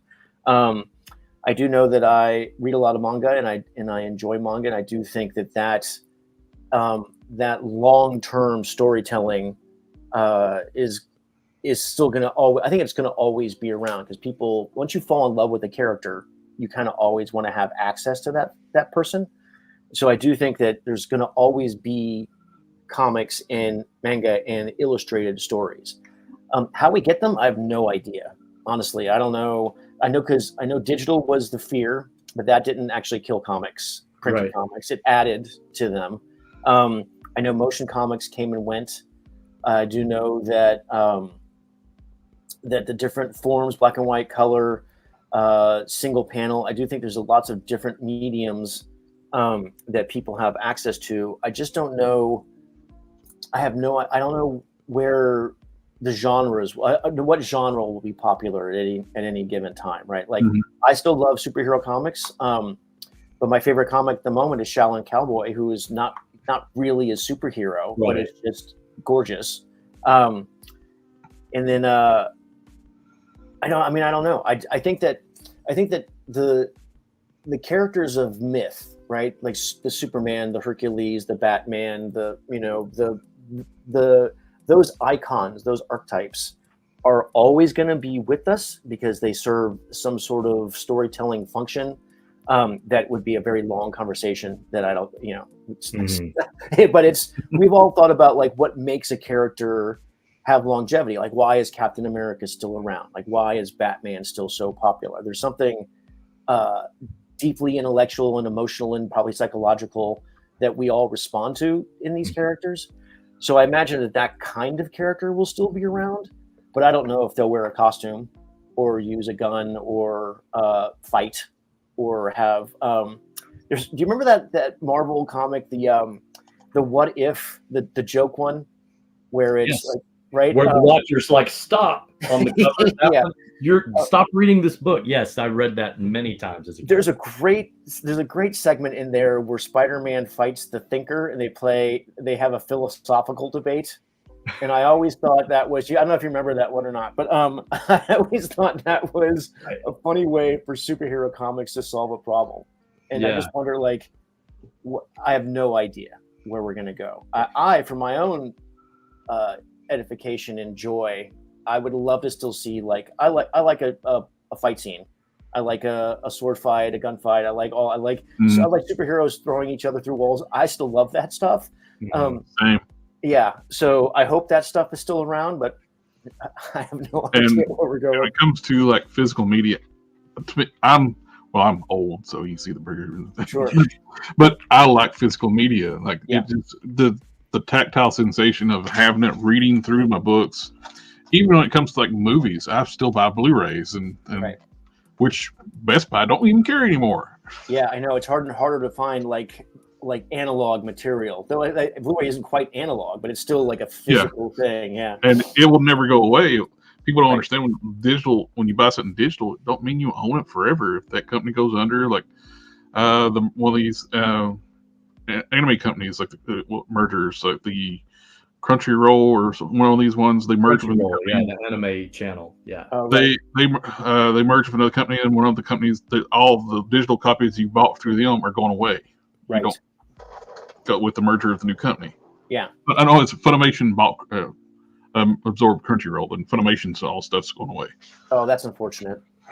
That's kind of why I wanted to ask the question. I know it's kind of weird, but like I'm genuinely interested in that because I have children, and right now my stepdaughter, she's 12, and she enjoys going to comic conventions now. She enjoys going to she stands in line with me to meet artists. She has a book that she takes to all the different artists and gets them to sign or even do a little sketch in the book for and everything. And I just, you wonder, what's the landscape going to be like? Are they still going to publish comic books, or are they going to go digital, or, you look at the streaming channels that they have now, and you just can't beat the experience of going to a comic book shop on a Tuesday or Wednesday, to me. Right. bumping elbows with somebody that collects comics like you do, strike up a complete a conversation with a complete stranger about the business, about something they read in something or whatever. And, the industry has changed a lot in the last 30 years. So it's just, I'm just wondering what it'll be like 30 years from now, when honestly, I can't even imagine when I broke in, and I'm dating myself, I graduated high school in 1986, right? And so the idea of computers, we had the occasional computer in school where you were supposed to maybe learn some basic programming. And just the idea, no one had thought of the internet didn't exist. You know who came up with the internet was in Mother Box, and your personal, you're carrying your personal computer around was Kirby back in the day with New Gods, right? The guy of instantaneous, of knowing, just being able to ask it anything and having it just right, or Brother Eye, right? All he would be the guy to ask what stuff's going to look like in 30 years. But for me, I just have. I can't even imagine not buying a comic when you want to read a comic. I will buy comics if I can't get to the store and I want to catch up on a story. So I'll buy a run or whatever. But I don't get the same sort of joy. I'm 56, Geekview, by the way. That's Dave. Yeah. That's Dave. Yeah. Super 56, super old. So I won't even be around in 30 years. I don't know what you're asking me for. I can't help. I'm not worried about comics. I'm gonna be worried about who's gonna help me to the car, right? Exactly. This is one of the things what Shane was talking about. When they go to a old comic book shop and you still you can walk in, you can smell the newsprint. It's just takes you back. Absolutely. It is a time machine. It's a portal to another dimension. And I think that the computer is great for comics and reading comics. And I want anyone who can buy digital, if they want to buy digital, great, buy digital and save it and have it. And it's, I'm surrounded. I don't know if you can see, I'm surrounded by comics, all my books. You can't see any of that stuff. It's dark, but, see the art on the wall though. Oh yeah, I love analog. I love comics. I love old books. I have a huge library, and a lot of times, if you're looking for something on your computer, you have to know that you're looking for it and go to it. I can just look over and then find inspiration in the fact that I don't remember what's over there, and I can be like, "Oh shit, Warlord, awesome!" Right? That's pretty sweet. It's like one of the storylines back in the I think that was Marvel did back when it was with the Blood and Thunder with Thor, and I thought that would be a great. You got Guardians of the Galaxy; they could have done something like that. Been really cool with the movies, where Warriors Madness, which all the trauma and everything Thor's went through in the movies, that would be kind of cool to have done that. Right. Well, I do think that one of the when the movies are successful, in my opinion, is when they stay closest to the comic book. Like the first Iron Man, that's one of my all-time favorites. And I think that nailed the comic. And I think when they stay closer to the comic, then that's, to me, like the first Captain America nailed the comic. And I really believe that the source material doesn't need. It's saddening. You see these interviews now with all the people they're hiring to be writers for the movies are being instructed: do not read the comics, don't research the comics. I didn't know that. Is that a thing that's happening? That's unfortunate. Yep. Why do you think they're doing that? No clue. Oh, it doesn't make any sense. It just, that's why the characters are no longer acting the way they're supposed to do in the comics. So they're just making it up as they go. Well, I think one of the things that the comics really did well was yes, I know I was often criticized as comics being childish and parochial or whatever. However, when I was a kid, I read comics that there's serious themes. There's life and death. There's, Spider-Man worked his ass off to be a student, but then also fought the Juggernaut, right? He did what he did. He had a job. He did all these things. It was the visual metaphors of fighting evil are always there, but they're metaphors for real monsters that you have to face in your life. And I think that comics did that very well. And I still think does that very well. But I think those are mature themes that you're dealing with in old school comics that I don't think people give them credit for. I think Dave kind of nailed it here too. It's with why they don't let them read the comics anymore. It's can't wait to show you something you've never seen before as a egotistical director. right. How dare you? Like, if you're not reading old Kirby, you're gonna never come close if you don't stand on that guy's shoulders. Yeah, there has to be a happy middle ground somewhere between what's presented in the source material and what I get that, I understand that, but like even like my favorite movie is Superman the movie. Like, great original. Oh my gosh, like great movie. Even the stuff that gets away from the source material, which isn't much. It still stays true to the character. You never get an idea that this guy is not Superman throughout the movie. Yep. So yeah, I totally agree. Those first few Marvel movies, fantastic. Iron Man's just out of the park. When they stuck to this, like you said, though, they stuck to the source material, they were so much better. Right. I think my favorite Spider-Man movie is Into the Spider-Verse, and then the next one, like that is the source material all over the place. Like, that is a love letter to the comics, and it's amazing. Yeah. Well, on that note, we are winding down. Is there any stuff you got coming up down the pike? So it's taken me longer than anticipated, but I'm Rogues is at the printer, and so we'll be getting doing that soon, and we'll be getting stuff out, and then I'll be kickstartering the next book, and then hopefully the third, fourth, and fifth ones will be coming faster and faster as we get this pipeline figured out. And if you want to talk about one that's getting republished, you want to do like a promotion stuff, we're more than happy to promote it here. Oh, right on. Absolutely. Yeah, that's it's been really interesting. I do think a lot of creators are going the Kickstarter and Indigo, like the self-publishing crowdsourcing way. And I do think that you're getting this renaissance of really cool, like, unadulterated ideas that 100%. And so I do think that, at least, I don't know for the next 30 years, Stephen, but I do think in the next 10 for sure that the self, like, when we say self-published, like, it's going to be just a couple of guys and maybe even just one guy putting out cool stuff. So I do think that the new indie movement is crowdsourced and sent basically straight to your door. Because I mean, I've seen so much cool stuff.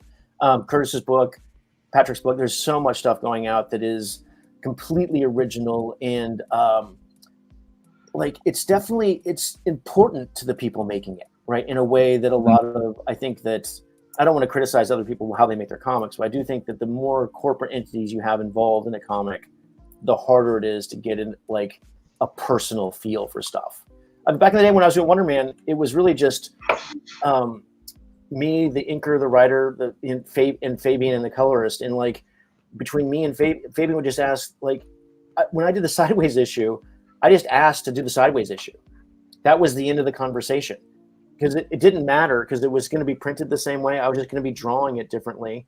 And I know now that my friend Scott tried to put a Sideways book. He did put a Sideways book out a while ago, and it was a major battle to get people to accept it, to believe it. And, it was.